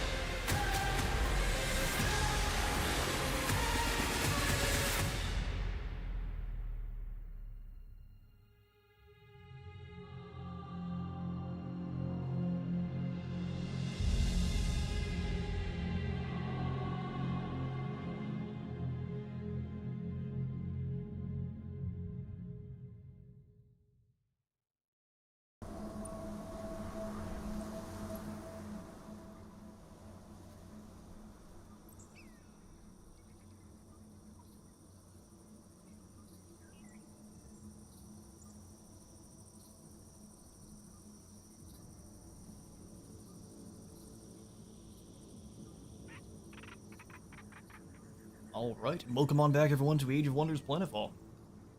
Let's get back to it. So we are in the very first of these story missions here, where we're playing as the Vanguard, which are basically just your normal Terrans from Earth. They are people who have been in cryosleep for a long time, and they've come out of it with a lot of guns, and they're ready to ask questions with bullets. We have Jack Gelder here as kind of the main story protagonist for this mission. We've changed up his setup a little bit, so he's got Void Blades, which we've found to be pretty not good for Jack, but just the way it is. So we've got two settlements here, Cavendon and Gilwyn here, which are progressing nicely, a couple of units. And so basically the main goal here is we've landed, and we kind of expected a good welcome, and everyone was more or less crazy. There's been roving bands of mutated people, and then just all sorts of just kind of shenanigans going on. And so in the midst of trying to figure out what's happening, there are 3 different other Vanguard commanders that we were told to get in contact with. One of which was already slain. She or he was had met with Cena here, which is a group called the Syndicate. They had run into them, gotten into a fight, and our Vanguard friends were wiped out. The other 2 Vanguard commanders, if we can pull up into diplomacy, are known as Huijiang, which he definitely doesn't look like he's corrupted by the Flood, does he? What is going on back here? This looks horrible. Wait, Huijiang is he's related somehow to one of our other heroes. I think he is her nephew. This hero, Daiyu Jiang. So he is her nephew, and he's basically gone crazy, and it is... I don't know exactly what his story... We're trying to actually get to the background, but he's basically gone crazy, and he is ready to fight everyone and anyone that he meets. And we're trying to figure out exactly why. We finally signed a peace treaty with him and Michael Valentine, who's the other Vanguard leader. This guy's got some excellent aviators, and he is... From what he says, he's all about trying to protect the people that are here, and he is unhappy about a certain travesty that happened over in this sector, the Molten Earth Arsenal, and we have to go figure out what's going on over there. So we are in kind of investigative mode while we figure out exactly what has happened on this planet. So we're going to take Jack and crew, and we kind of need to clear out a couple of these other nodes that are around our main city here, like this one here. It'll take us a couple turns to get over there, but we'll head on over. And we'll bring these lads as reinforcements. Whoop, let's kind of move along with Jack. Colony infrastructure is done researching. Containment and inertial dampening systems intended to facilitate increased cosmite production prove to have serendipitous applications in mass transit systems across a variety of terrains, allowing for more efficient transport across colonies where this technology is deployed. Dr. Axenic, Chief Researcher, Dr. Magtech. Axenic, huh? Okay, well that gives us Cosmite Research Center, so we get some more Cosmite, which is our secondary resource, good for upgrading our units. And then the Diplomatic Analysis Wing is for getting us more influence for actually interacting with the NPC factions in the area. So we'll go ahead and select our next research. And I'm thinking we could definitely use... There's no aquatics in the area, but we could definitely use the optimization on all these other energy types. So let's go ahead, actually, which do we have the most of right now? Mostly, so this one's energy. We're putting in another energy one over there, so we definitely need the energy upgrade. Come on, back up. Where's my...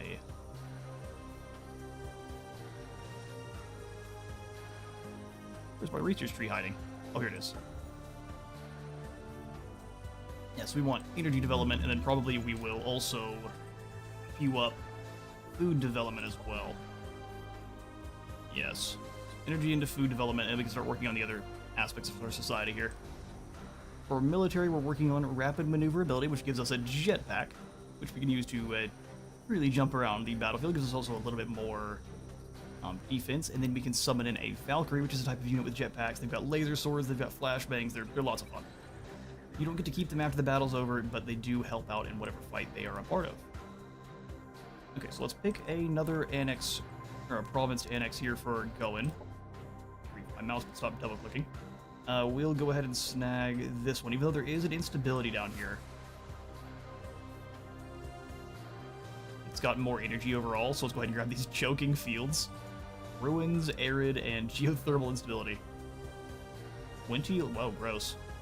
What are you going to do with that immediately? Let's annex the sector. And we'll send, like, these hopper hounds down to clear that out. We'll lose some production for a turn or two. One of our other missions is we've gotten in contact with a couple of the androids in here, which apparently are clearly pleasure bots. They're Slaneshi androids, but we are helping them by bringing this one back to Cavendon. It apparently has some intel about these other commanders that we can use against them, so we're gonna try that. See how that works. We just have to get them back safely. Cavendon. I'm thinking we'll go ahead and grab the Cosmite Research Center. That way we can produce even more upgrades faster. And then, man, I probably want another engineer too. We want as many, because a lot of what the Vanguard's about is deploying drones and sending the drones in to do a lot of the work for you. So you want your engineers because they have a turret you can drop down, which is really, really good. But that'll be our turn.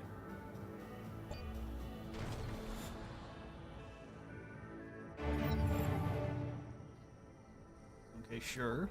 We've got a sector base down here at the Choking Fields. Terrible place to live, but the Hopper Hounds will go clear it out for us. This guy's got an awesome Vanguard dirt bike. Sure.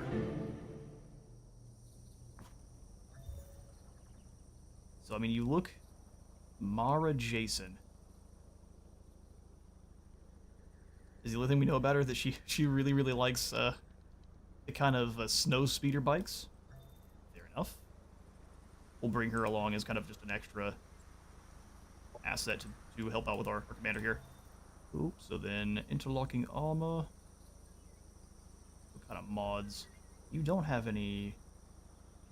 Or we don't have any weapon mods we can really go for, but I think the interlocking armor is good. But we don't have to worry about any kind of stagger, which is a aspect of this game which is very fun to work around. Where your other Age of Wonders, if you get hit, you don't lose any of your I don't think there's any way to really lose action points unless you get stunned in some kind of way. In this one, if you stagger enemies, you can actually delete their actions, so that way the next turn they just can't do anything even if they don't get stunned. Pretty devastating. Ventula range. I guess we'll just have you roll with this army. You can be a secondary commander. Dayu. Really want to get her piloting too, because until we do, we can't put her in this Imperial Behemoth tank. And trust me, I want this lady in an Imperial Behemoth tank as quickly as we can. So until then, we'll just give you some skills. Phase shift. She can teleport. I mean, that's a thing. Steady aim, more accurate firing from cover. Hard to get a big vehicle like this in cover, so I guess we'll just go for phase shift because it's pretty cheap. And then Iron Discipline means they won't be getting as hit with as many kinds of hazard effects, which is good. Good stuff. We'll leave this last skill point because there's really nothing we can do with it anyway. Confirm your movement. Yep, get going. You're almost home to safety. It's jumped by the flood. Is that an acceptable amount of energy to rush? I think so. And now we're working on the engineer. The drone found us the Matrix. The double Matrix. We'll wipe out whatever this is. Get ourselves a fight, an advanced truck, man. Oh no. An additional range. Gross. Let's go take down some spacers.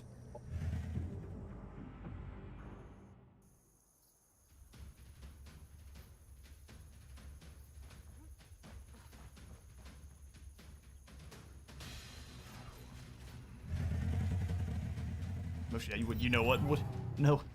What are you going to enlighten me? Targeting flare. Yeah, let's launch the flare in. They're gonna have to drive through the center area. I like the original idea of Planetfall. Well, what's the original idea?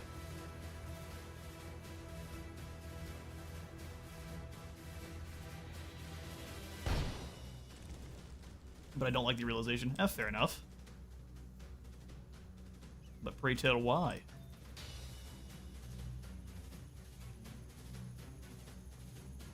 Because what they ended up with was Civ Beyond Earth, but better in every way.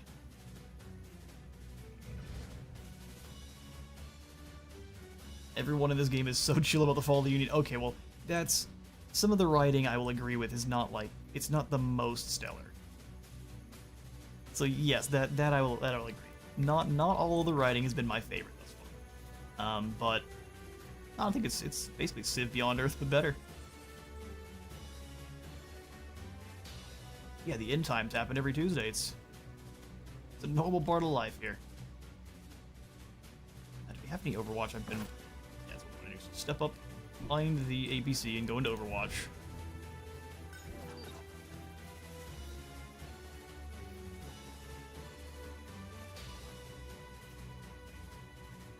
Send you up along the flank. Apples will have you give the Blur Cloud to the lady in the APC.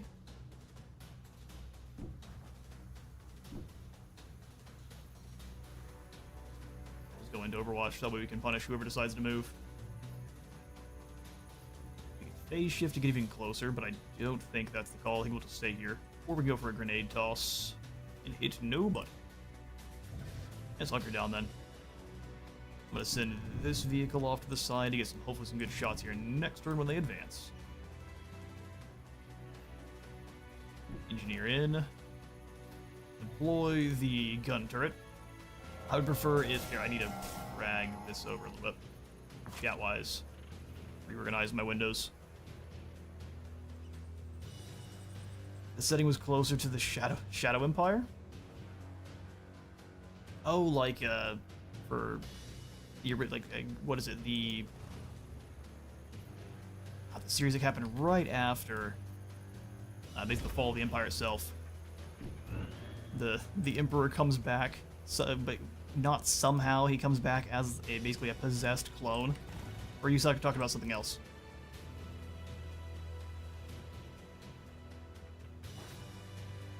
Advanced psychos, huh? Oh yeah, that they are. Quite advanced.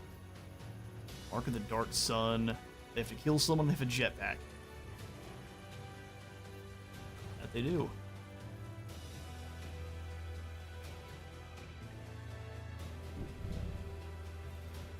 Such a low chance to hit. Go for it.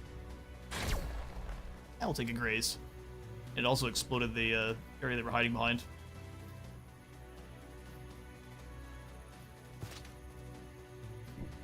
Let's move here and go into Overwatch. I don't think they'll move up that way, but we can try to force it by bringing our vehicle forward. And actually, the cool thing is if the vehicle gets blown up and you have a hero in the vehicle, they don't immediately die. They jump out of the vehicle and have a chance to escape. Okay, they're gonna jetpack right in. Do we get to Overwatch him? Give a smack shot at him, but it wasn't enough. Feels like they're not fighting in the remains of Clash. If they're come to a paintball party. Ready. I mean, a little bit of that is true. I would agree.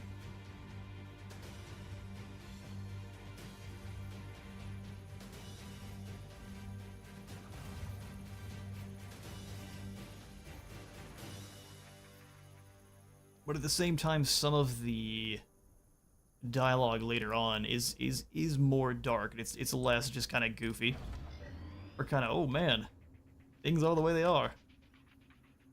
Fly forward, go for the rocket shot.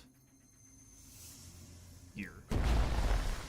So we'll experience the story together. The start of it is a little bit strange, but a lot of the nations in this world weren't happy with the Union, so that's another part of it. Is many of the different factions in the game had reasons to be thrilled that the Union has fallen. So like the Kirko, the bug people, they were slaves, so they have plenty of reasons to not want the Union to continue. You've got like the Syndicate, who are a bunch of kind of like criminals in the outskirts. I can see them not wanting the Union to continue because they need their criminal empire to continue. Enemy killed. The Amazons like people who don't mess with animals, and a lot of what the Paragon, or just the original Terran society was about was legitimate like experimentation on their own people and animals. Enemy destroyed. And so I can see the Amazon ladies not liking the Empire so much and hoping it falls. So I guess a lot of them have reasons that they wouldn't care that the falling of the Empire is a good thing for them.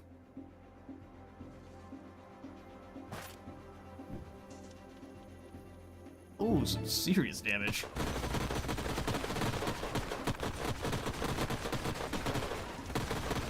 But it doesn't leave enough. I don't think like you say. I don't think it leaves enough devastation on the world itself. First Vanguard mission, all commanders near garrison were at war with each other over. Well, that's true. Yeah, you're not wrong. These boys' priorities are a little bit wonk. That's why Jack shows up. He's like, "What on earth is wrong with you people?"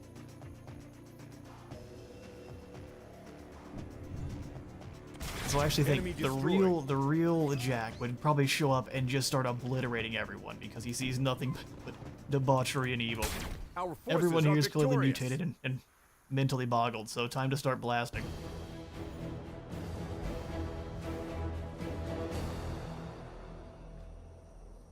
A battle that we probably did not need to fight, but it was a lot of fun all the same. The Paragon demand. Cause might is of finite quality, a rarity even for the Paragon. We request tribute. That's fine. Electronic mechanisms Jack's mission here, we're going to play the character. His mission is to developed a fix passive-aggressive attitude towards abuse. If a device is mishandled, it may drain more energy than allotted in system specs.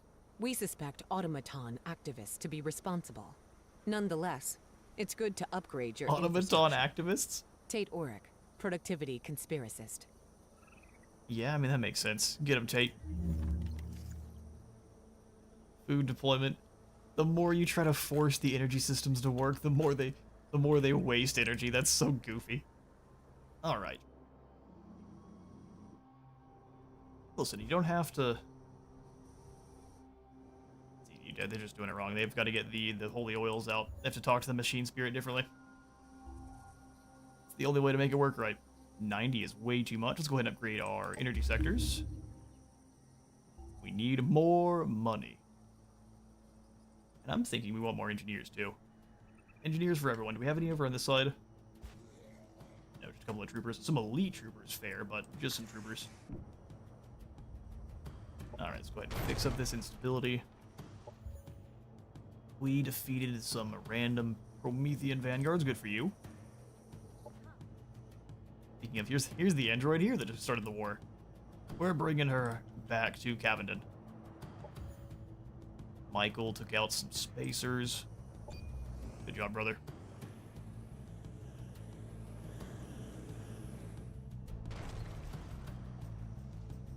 That city went down immediate grief.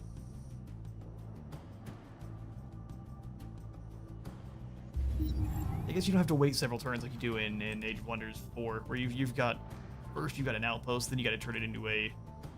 You upgrade it from there. So each step takes a certain amount of turns. Rapid Strap on that maneuverability. jetpack. Tread fire behind enemy lines. Answer the Star Union's call. Fight. All right. These aren't as fun flavor text as the one over on Age of Wonders 4. We'll go ahead and grab. We definitely need some upgrades to our laser tech. This unit's laser weapons gain an extra level of stagger impact. That sounds perfect. Food is a governing tool. Just as fuel is essential to power a machine, food is the ruling principle of happy, strong, and productive colonists. Tony Rubio Strong, Manpower and Machine Motivational Consulting. Tony Strong. Tony Strong. I mean, truthfully, getting all the developments up is a good idea, and then we'll go ahead and grab the residential development, which gives us access to colony district buildings. So we get cryo expert slots, food, and production. And then once we get it max tier, it also is going to generate us some knowledge every time we finish unit production. Strong. So strong. Oh, Cena is now at war with Hui. See, I was hoping we were going to fight other factions at some point here. And Cena is the Syndicate faction who has already killed several, or at least already wiped out another Vanguard faction. Happiness event in colony. Oh, they're mad. What's wrong with you people? -2 happiness. Well, we'll fix that. Send some colonists down there to fix it. Yeah, we got a positive event now. Or is it still -2 happiness? Ooh. Wait, so did it not change at all?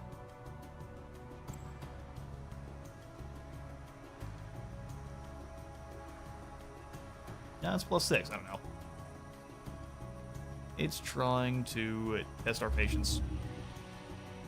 I will definitely go ahead and grab the recreational dome, that way that people don't keep having issues.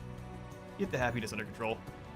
As the last heirs of the Star Union, it's one of the many duties of the Paragon to uphold the cultural and technological legacy of our ancestors.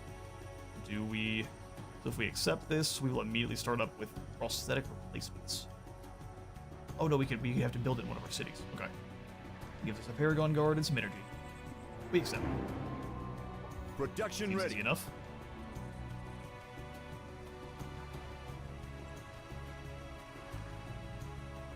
Extra cost reduction. I think we just want more.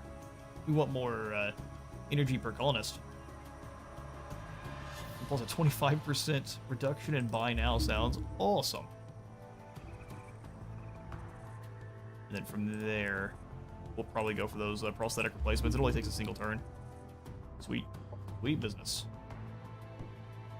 Bring Ilya the bot on down. You guys stay here. I think I already have you in guard mode, so they're not going to bother me. It's just a wetland now. No longer a wetland infused with the flames of hell.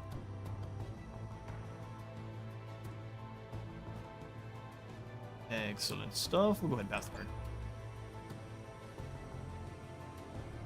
This next turn, all of the other Vanguard commanders should be willing to sign an alliance pact with us, which may just end this mission here.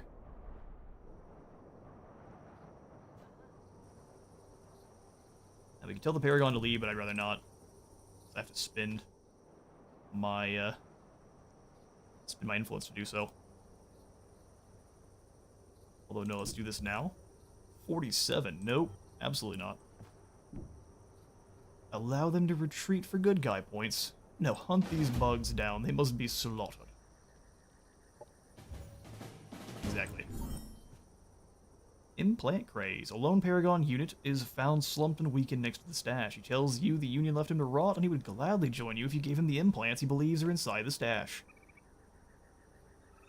Why? No. Go away. We do not need your help.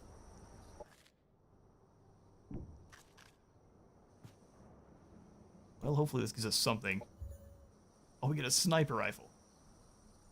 Okay. Well, that's interesting enough. I'll take a sniper rifle. Yeah, we're replacing the prosthetics on the Paragon. Then from there, we'll go ahead and grab this reinforcement factory. That way all of our units shall be produced with more armor, and then an analysis wing. And from there, an engineer. Yes. Anything we can help you with, Jack? I propose both of these. You give me cash. I simply am poor. Okay, fair. Well, let's still get you within alliance if you're willing. I know who he is. Sheer intelligence, too. Better defense against all operations for both players while lowering each player's defense against operations. Oh, so if you get into an alliance, you can start being a monster to them. No thanks. Send this proposal. That's one alliance handled. I'm not gonna lie. Oh, wait, no, he's my voice. The guy with the aviators is the drifter. Okay, wait, we remember now. I'm not gonna lie, this war of words and treaties is more tiresome than assaulting a fortified outlander base, and should be better left to some diplomats to be fought out. But in the end, what counts is we finally got our alliance with Hui Jiang. It wasn't that big deal. Objective complete. Oh, we get a tank! What is this, a dragonfly? Aircraft gun and swarm missiles. I'm here for that. We got a tank! Why do I care about what's going on up here? Thanks. Hui Jiang's an operative. Employs covert ops to spy on other players and reveal their empires. He's rude. That sounds about right. What about Michael? Mr. Valentine, how about an alliance? Did we just win the mission now? If there was any more proof required that a Vanguard officer can set aside his personal feelings for his duty and the greater good, I think Michael Valentine and myself have given it such proof today. We are never going to be friends, but we serve the same flag and principles, and in the end, a crisis like this is all that matters. Now that we have brought the Vanguard conflict to an end, I don't see any further reasons to prolong our stay on Leave 6. Oh, I guess it's over now. I can give my troops a day off before we depart, let them celebrate in the Elysian Parks for old time's sakes, but after what transpired here, none of them are interested. Yeah, no, it makes sense to me. I'm sorry, Daiyu Jiang is dead? They found her night camp harried with all of her charred remains still smoldering within the embers of the Pyrex fire. Damn it, she even told me herself that she felt like she was being watched. I can't believe this could ever happen under my command, but I swear I'm going to find whoever did this and make them pay. In the meantime, I have the sad duty to mourn for a lost officer and friend. Remember Daiyu Jiang on her first assignment. She found a broken OWL unit behind enemy lines. Fixed it, even though my chief officer told her it was damaged beyond repair. Took her 3 days, but she did it just to prove them wrong. That sounds like Daiyu Jiang. She fixed things even when they appeared irreparably broken. Not just robots, but people. Wait, what now? I always considered her to be an adhesive bonding composite held together my crew. Worst of all, we weren't even able to retrieve her body. All we have to honor her memory is a charred piece of her hat. And the pain. The pain. I know it isn't easy, Tapples. Sit down here with me and pass a moment quiet. Man, Jack, you were an emotional commander. We win! Feels kind of anticlimactic after we had all this other stuff going on, but hopefully the other ones will be a little bit more spicy. We didn't get to use our tank. Michael's number 1. Well, we get to finish in 2nd place. Michael is we're all victorious because we're a team. Fair enough. We'll go ahead and return to the map. It is just the first mission here.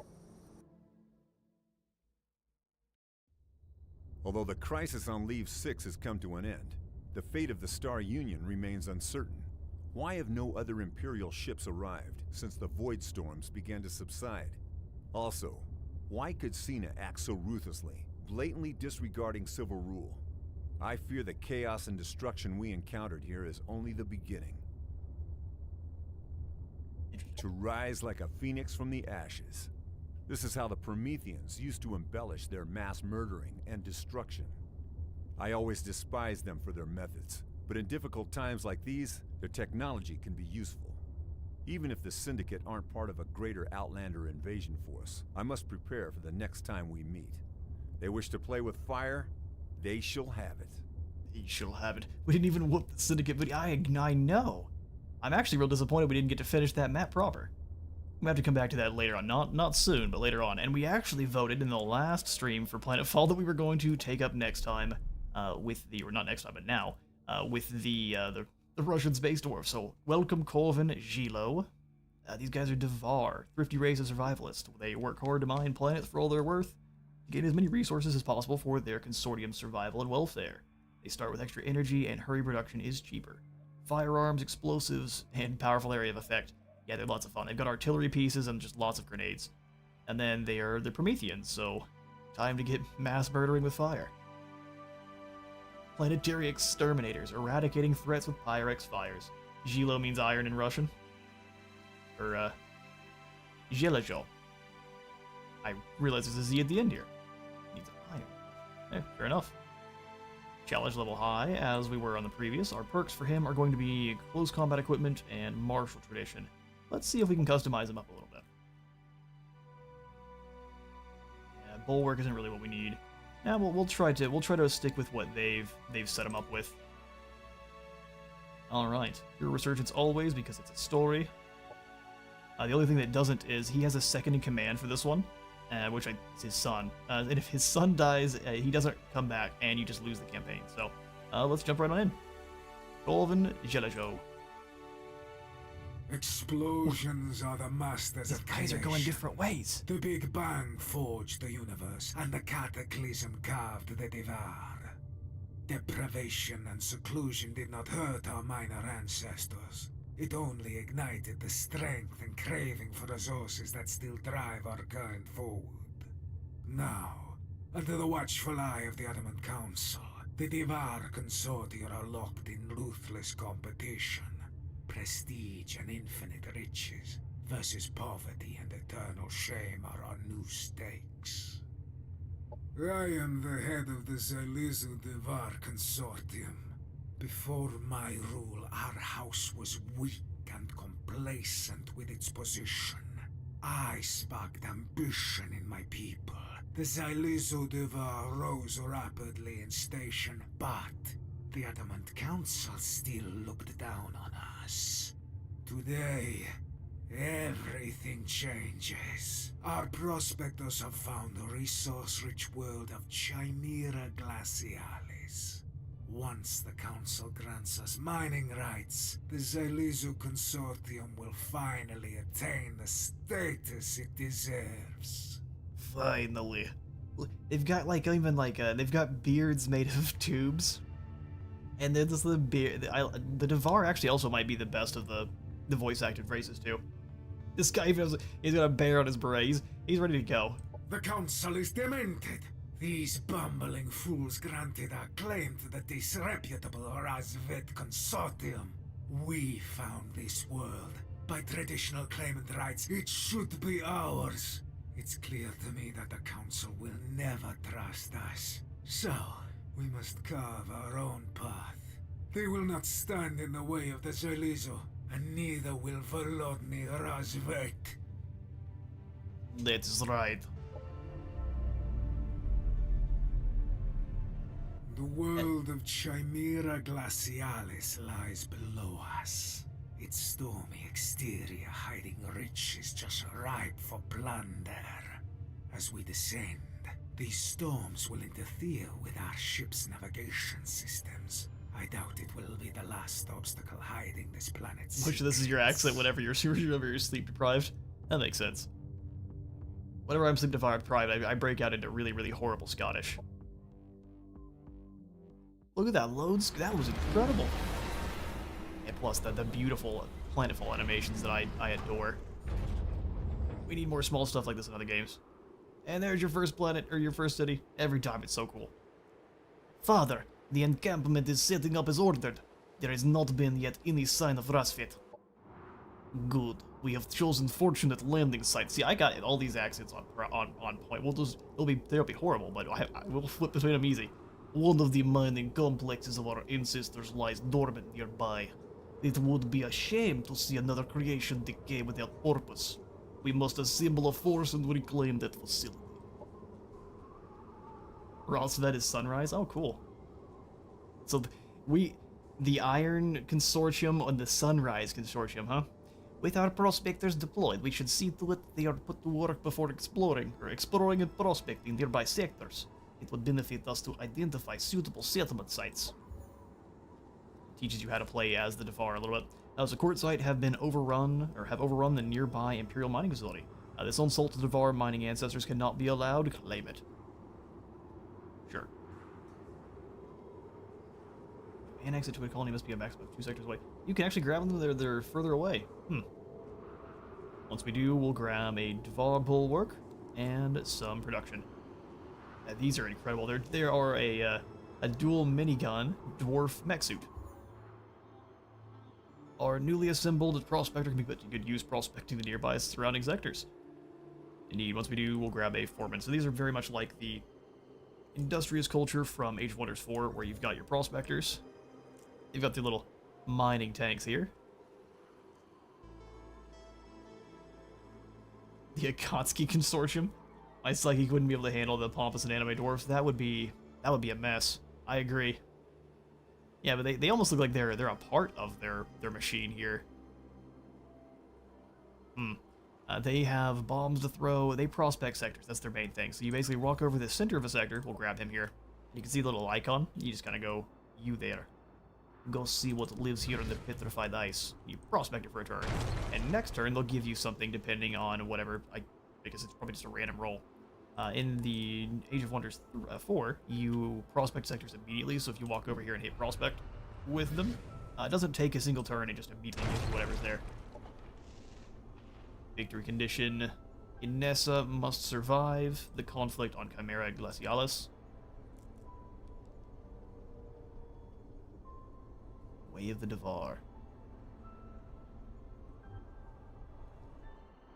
Okay, well actually this is a good opportunity for me to put up a poll, because there's a choice for us to do here on this map. So, should we crush the Razvet or make peace. There will be other enemies for us to deal with here, besides Ralsvet. Crush them.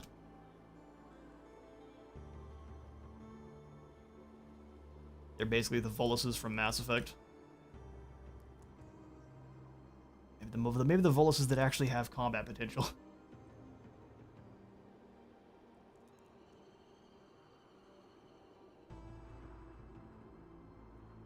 Down surveyor drone here. We'll just go have them pick that up after. So we need to move up here towards this Red Core facility. Let's get to it. I do love how their settlement looks too. It's like it's a drill into the earth. So Inessa, you join up with Pups, and then we'll go kill some of these beasts here.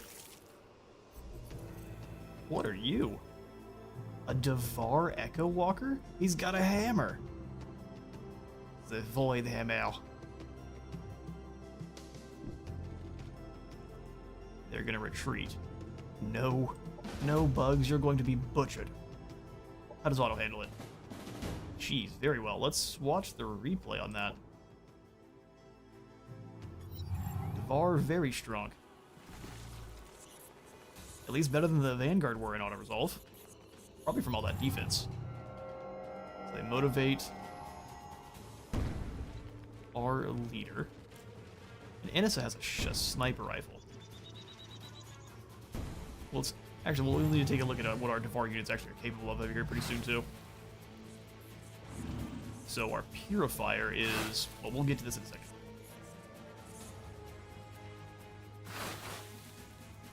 Bug are spitting on in. These are all skirmishers?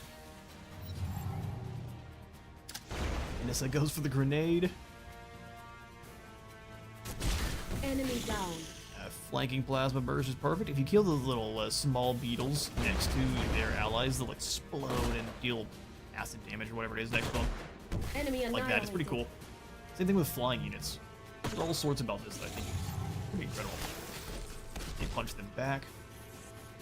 Give them concussion. You can cuss these demons just with the fist of justice. We need just a little bit of war. That's fair.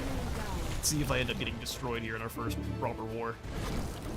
Our forces are victorious. Yes, they are. Sweet. So now that we've done that, we'll fight this next battle personally, and I will actually go through what kind of units we have here. Let's do it. So, the Devar being pretty much your identical to Materium culture, your base units are going to be all about being really, really tanky and letting the enemy... Did I? What? Excuse me. And letting the enemy come to you and die in the process. So, what we will be doing is setting up Inessa here, who is this wee little Devar man. He's got a sniper. They have caps. Yeah, they've got mining caps. They're literally the best so far. They've got Imperial Sniper Rifles, going to stagger units, extra damage to air units. And improved Overwatch with more accuracy. Then he's got a Grenade, which is just damage and staggers enemies. Your Foreman is kind of your first tier support unit here. They also look great. Get the I guess that their fists are like power fists. That's why they're so dangerous. Blue Echo robots. Oh yeah, the Blue Echo bots have like police hats. Like the old school, like French police hats. They've got a little grenade hand mortar that is going to stagger enemies. It's like they're shooting a grenade at you. They've got a healing kit for healing up biological or cyborg units. They can incentivize you, giving you extra morale, which then give you a higher chance of critical hitting. Which I think in this game gives you a 50% damage boost. Melee attack with your fists is going to stagger enemies and apply concussion. Which in this game you don't have the ability to kind of hover over and see what those debuffs do, which I really wish you could. You have to go into the encyclopedia to learn exactly what they are. Go faster. The trenchers are just your shield unit with a really cool looking spike gun. It does a lot of damage. They drop down a trench that actually is I'll show you here. Is a mobile defensive position, so you can walk in here and then drop off your trench. And now they're able to kind of just hang out here with really, really good defenses and be a pain. And they missed. That's too bad. Bring you out over here. Drop off the trench. And then these ones let's put into guard mode. We will get into position to bully anything that comes through this area. Come over here. We'll incentivize Inissa with his sniper. Oh, even our purifiers have trenches? That's incredible. I'll drop the trench down. Here. Echo walkers are going to teleport up. Make it dangerous for them. We can at least hit one of them.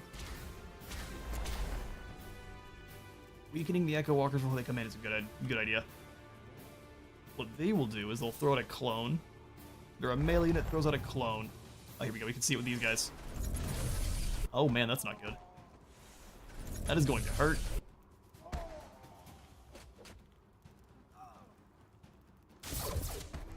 Did Inissa not shoot anyone, or was his shot just not very effective? Didn't seem like it did much.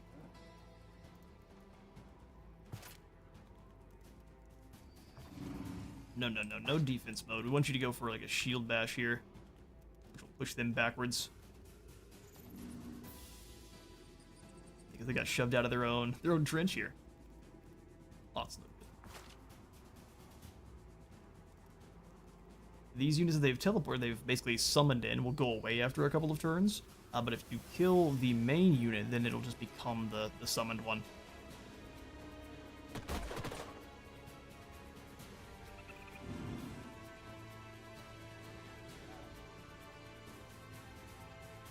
Again, come in and kill. If we move to here, we're having to get hit with an Overwatch.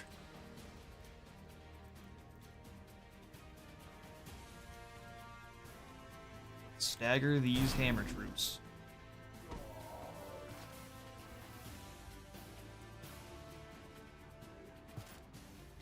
I probably want to just push them back in with a second stagger.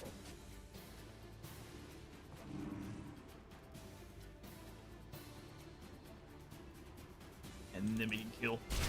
Enemy eliminated. Then we can kill you. How much damage do you do on the charge? More than I'm happy with. Should probably just fire the hand mortar in. I'll have to get closer than I want. Here, we can hit both of them. There it is. And Inissa we can send in. Take this guy down. Enemy killed. He gets an additional skill point just because of the trait points we have. I'll have to show those off in a second. We can Imperial Revolver in here. Blast, killing almost all of the models. Let's see, hopefully that's enough. Hammer smack. We survive it.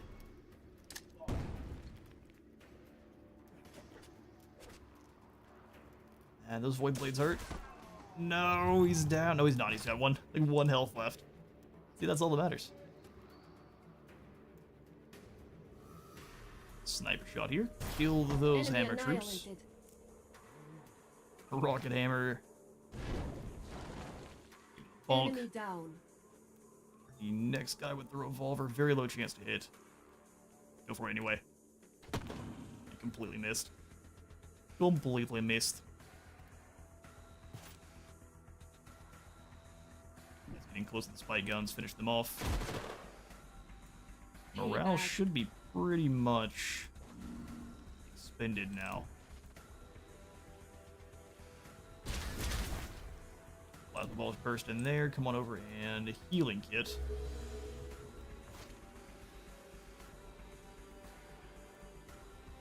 Oh shoot, we've got an extreme alert going on in the area. Oh, Alpha Raid. That is forever away. Alpha Rado, Texas.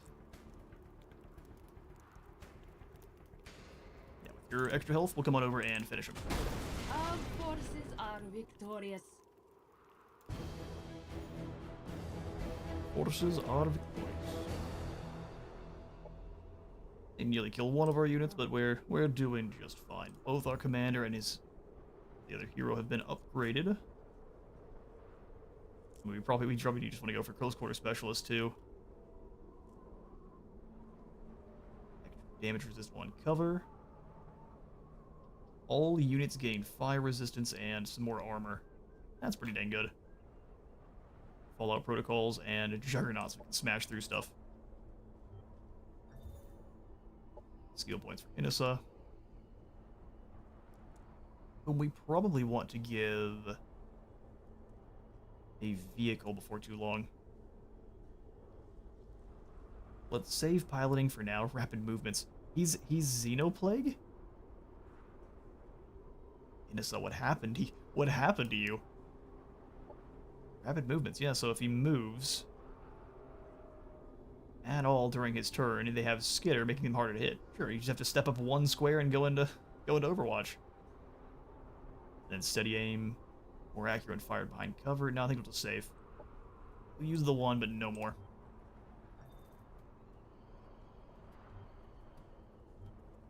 Oh, right, beautiful. Set production at Chimrosk. Okay, so we're starting off with a fair bit of knowledge. I don't think any more science is actually going to be that useful because it's 10 more science. I'm going to grab the biofarm. Gives a little bit more food. We can expand a little bit faster. Biofarm going in, and then I immediately want into the Devar Bulwarks.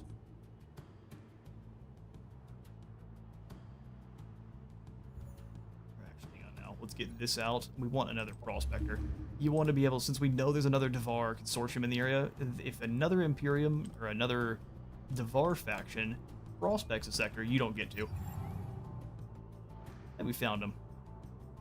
Gorvin, I should have known you would not be able to let this lie. The Adamant Council pledged this world to us. You are a fool if you believe the Council will stand by and let you disobey them. We gotta give you a different name, voice now. The Gilo Devar found this world. No, they're the same person. The Adamant Council disregards decades of tradition to deny us our rightful claim. We need not fight. We were once family. I will give you a choice. Withdraw now or we will take our due by force. I will enforce the law of the Council. My consortium relies on me, Corvin, and I cannot show weakness. Alexandra would never have wanted this. Father, there is plenty on this world for both of our consortia. Cooperation is far less expensive than war. I know Uncle would avoid hostilities in favor of profit, so we should be able to avoid bloodshed by plying him with the right gifts. We get an Earth Crusher. The Rosvet were mandated by the Adamant Council to exploit this world, but as its finders, it is the right of the Zilizo to claim it. A grudge has stood between the Zilizo and the Rosvet Consortia for years. It'll be resolved here one way or another. We get an Earth Crusher, which is their max tier unit. Russian process. And then some good old-fashioned influence. Consortium, Zilizo has disobeyed the Adamant Council, is now mining this world illegally. The Rosvet will no doubt will attempt to enforce their claim. Sending a large gift of Cosmite will make them more inclined to resolve this conflict peacefully. We can send them 30 Cosmite, or we can fight about it. Where is he? We revealed it. There you are. Jaikov. City of garbage. Alright, we'll send our prospectors on round. We snag some pickups and do some more prospecting. Armenia's Blessing Place.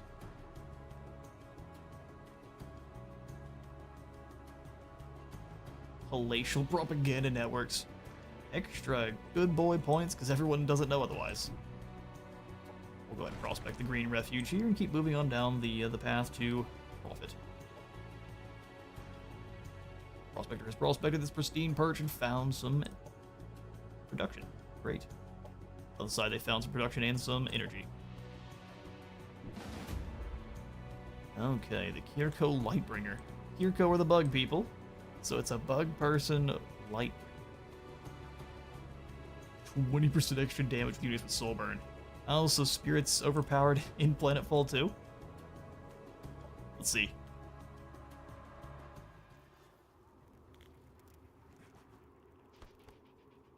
I think these are the Amazon Scout units. What do these pterodactyl things have access to? A Wild Shrike. It looks really cool. It's a Pterodon. Claw, Strike, and Swoop. I don't want to bleed. That sounds awful. and then you teleport in and punch people. From how far? From how far away? I'm sorry, what? The return of Spirit PTSD. See, the good news is, in the upcoming DLC, Archaon Prophecies, they've actually added in a, finally added in some spirit resistance. It doesn't come from spirit, spirit, what am I thinking? Transformations and such. It's actually one of the undead transformations that gives you some defenses against spirit damage, which I think is amazing. And a long time coming. Let's have you moved here. They are going to get attacked by the Shrikes. Just nothing we can really do about that.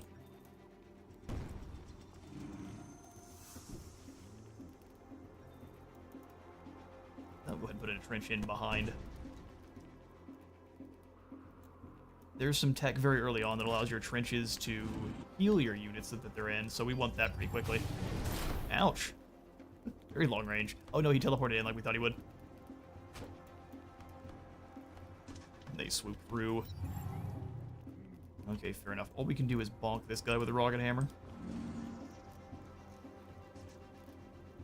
So if we plasma blast him first.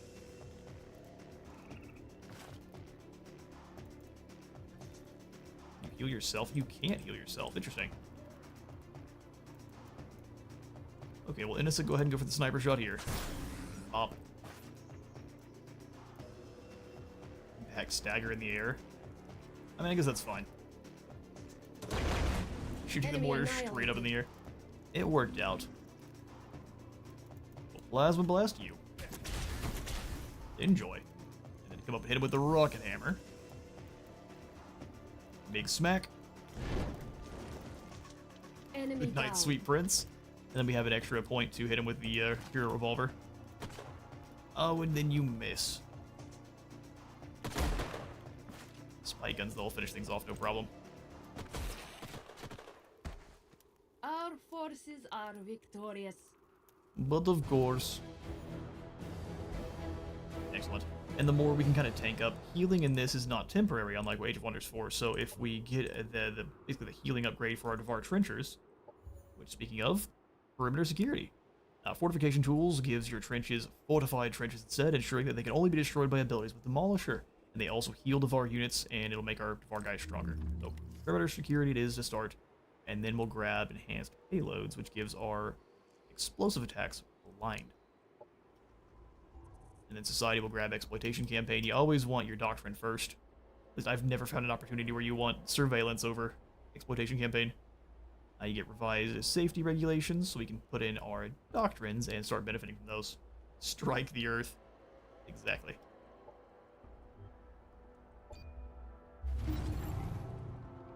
Objective completed. Alright, 3 sectors prospected means we get ourselves a new foreman and some knowledge. Foreman get moving up to join with this crew. Jaimerosk can annex its first sector. I think we want our first sector to be this red core facility, so we'll just move in and take out these port side here. Oh, it's a lightning spirit. It's a lightning spirit. Production and some energy. Now we'll move down to the filled forest. Gross.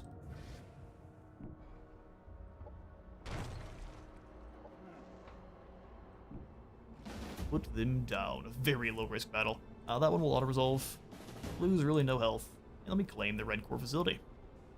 Not all the landmarks in this one require you to move in and clear them like the wonders do in the age thereof.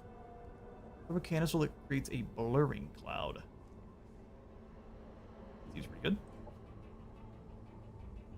Annex this landmark, an old Star Union sector base which is still operational. It acts as a pre-built production exploitation and provides an additional 10 production and 2 production peoples. Nothing commits a people to the mission like requiring profit more than digging a giant hole. That's actually very fair. I can't find any issue with his logic or reasoning here. Let's heal up a little bit, and then we can probably fight these demons, no problem. And then from there... let's probably make sure we can exploit all this mountainous terrain. But we can try to move over there and blitz the Ross vet, but let's try to get a few more free units through just completing objectives.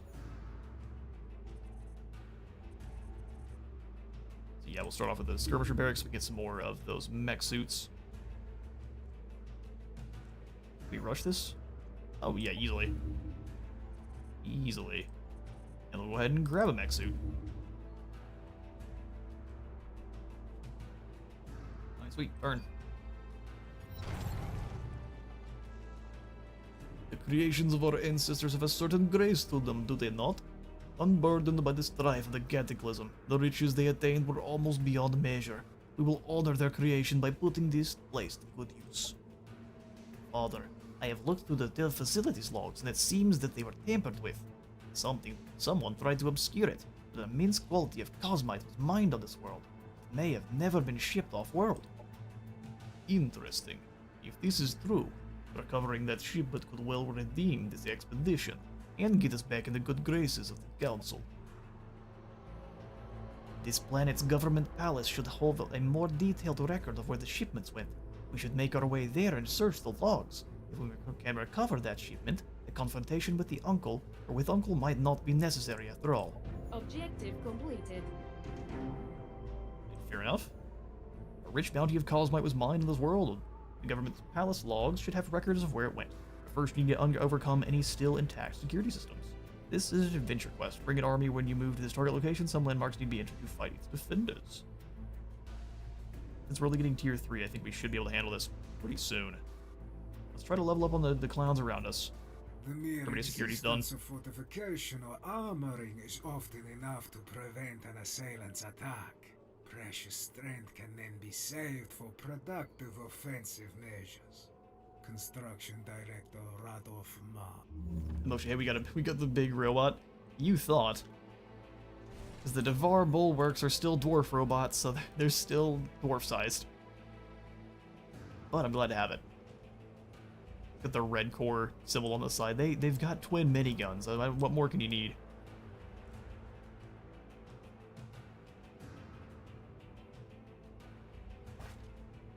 You come join the side. And actually, I think we'll wait to attack them, because what you can do, or whenever you're upgrading your units, because I want everything with a trench to have the fortification tools here, but whenever you upgrade a unit, they actually deal less damage for a turn. So we are going to want to do this now. Wait a turn. The Establisher? No, this is the healthy beat stick. Oh, we can't. Healthy punch. I don't know. Nope, that's awful. We'll call this the Armored Fist. And they can have like this drill symbol. Wait, do they even have melee attack? Yeah, these guys have shield bash. So anyone, because when people will be closing the gap on them, they have a little shield bash to hit them with. And then I also want the purifiers to have the fortification tools. Look at this. That's perfect.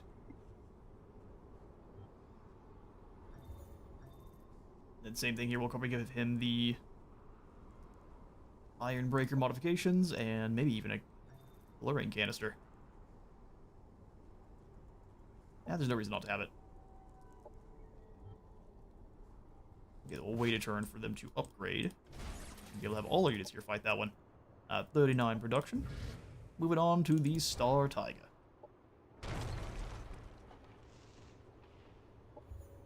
Please don't be alarmed if we ask you to abandon your native holdings. It's nothing personal. Our technology is specifically crafted to fit the Dvar. Our physiology simply doesn't match yours. And you aren't optimized to make the profits our empire requires. Prakova Petrovic, Productivity Safety Manager. It's literally the door. No offense, madlings. Your things just are terrible. Yes, we'll grab Frontier Facilities and then grab whatever the first development point we get, and then probably Phoenix Dawn protocols after that. We can get an additional doctrine active. Speaking of, where can I activate doctrines at? operations. Operations available for prime. So the Native Displacement Act is not what we're going to worry about. We're going to grab revised safety regulations. By allowing us to bypass some of the official work regulations, we can finish structures more quickly and at reduced cost. And that's why we have to move you people, because your physiologies can't handle it. It's for your safety, of course.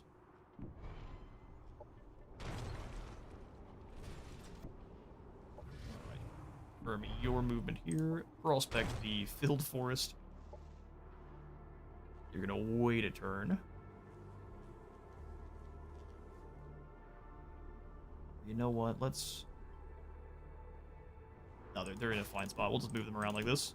That way they can come back and clear this zone. Maybe what we want to do is move aggressively towards Carminia's Blessing, and then the next units that we summon in, we'll kind of keep together, and we'll wipe out these Hopper Hounds then.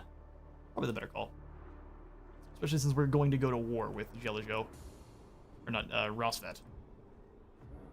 Alright, pass the turn. Enhanced payloads. Bombs are too predictable. All they do is blow stuff up, which I admit is great. But what if they were more surprising? They need to be greater. Retivar bomb. So you know what I was saying, the Devar have the best voice acting in the entire... This is what I'm saying. Flash payload has a chance to blind enemies. Also gives them 10% more damage. And then we have a tactical operation. Explosive attacks get more range and 25% more damage and massive impact. Pretty good. Next. Tactical protection is good, but we don't need that just yet. What we want is drudges, which will allow us to deploy some trenchers wherever we want. Actually, hang on now. Electromagnetic utilization is too strong. All firearms have more accuracy and range. We'll do that first, then the drudges. But being able to deploy trenchers is fantastic. You move up into this position, and let's put down some assembly. The best justification for ethnic cleansing. That's what the Devar say. Listen, it's nothing personal. You can't live in the areas that we inhabit. It's just the way it is. We would love for you to be able to stay here. You just can't. I'm sure that works. So what do these things do? Cosmite Tear. When destroyed, has a chance of deploying dimensional instability within 2 hexes. In addition, it leaves an abyss hole. Alright. Slanesh would be thrilled. You move on in, drop down the trenches. I don't know if we want too many people around the same abyss tear. You set up here. Purifiers, I want you to kind of come a little bit further wide. You've got a pretty nasty grenade we can use.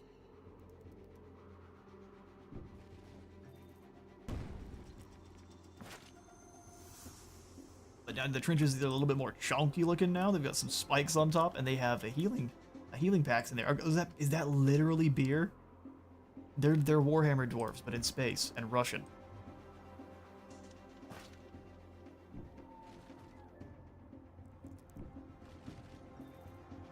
Oh, that was what I wanted to do. Well, motivated the wrong lad.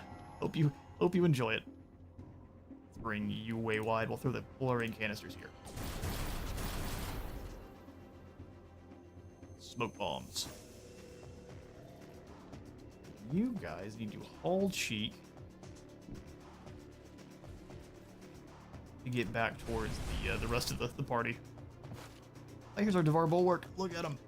He is a bit bigger than your normal Devar, but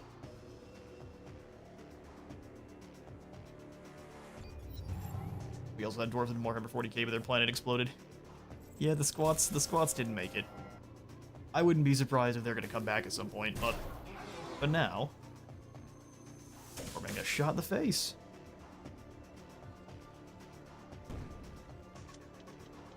Let's see, round 2, we get to use our operations. We can try these out ourselves. So, hello there. Breach protection protocol, friendly target unit gains 4 additional defense for 2 turns, and it's 2 turns, and it's healed at 20. That's so much better since we know that the healing is permanent. Let's go ahead and give advanced munitions. I want to try the massive impact. You drop it off with a An airdrop, that's awesome. I guess we could have given it to their grenade launcher too, huh?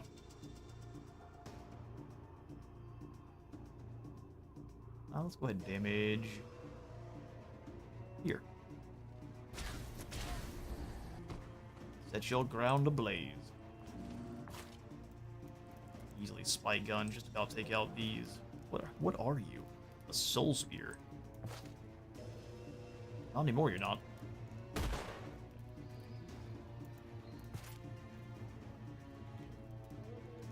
Go back into... Actually, Inessa, you need to come back one. Oop. Game. Work with me here. There we go. Fall back one, that way you have that skitter ability active. And then we can turn around and go Overwatch. We still have the Demiurgs in 40k, and they're basically dwarves with more hairy without respect to beards. Well, if they don't respect beards, they're not dwarves, are they?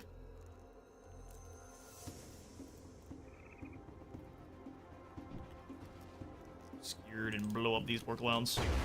Payback. Payback, huh? The payback.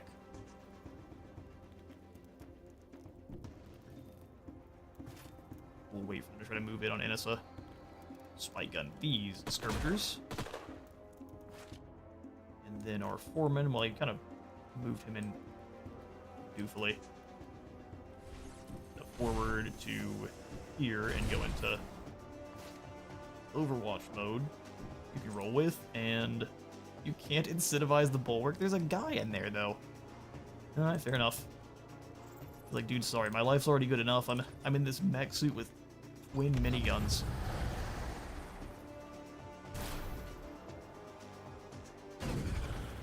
Hey. You push that guy back, but he's not the one in the trench, so... They miss with their spike guns, because they're pathetic.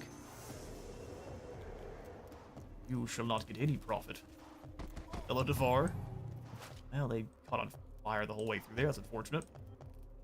Nessa, you walked back once. And I still think we just keep going on Overwatch, because it staggers them as they start to move. Oh, hang on now. Hang on now. Shenanigans afoot.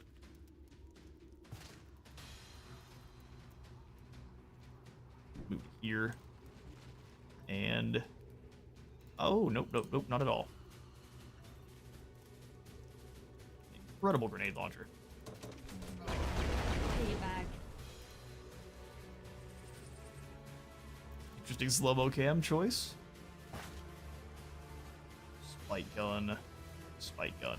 Now shoot these Eldritch Nightmares. I don't know what they are, but we don't need them in our territory. Not one bit. Autocannons, get them. Payback. I mean, how incredible are the Devar? Alright, so let's move to here. Incentivize our purifiers. How much damage can you do? Oh, he's got a shotgun.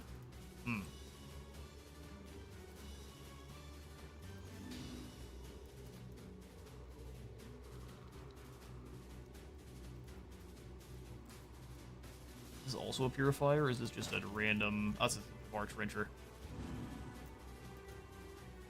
Oh, it's just a wee Trencher, that is. We'll move you to back line here. Go for the Plasma Blast. 50% is not great.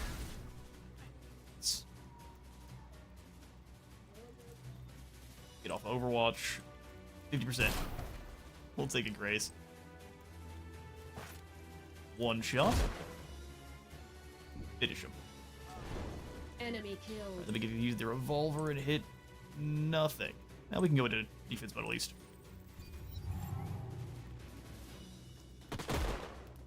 Ouch. Yeah, shotgun's the boss. No problem. It's a vengeance.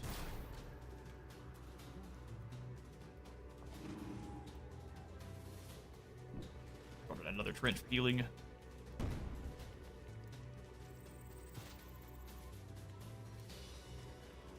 You just shoot them? That's not a high enough chance to hit.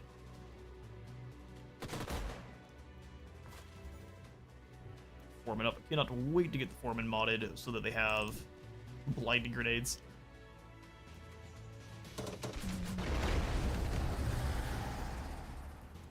Oh, did that set off one of the...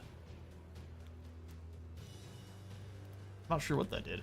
Maybe just been killing one of the units and it was being dramatic about it. Finish off. Catch the Devar on fire since they can trench up. Enemy eliminated. Bonk. Our forces are victorious.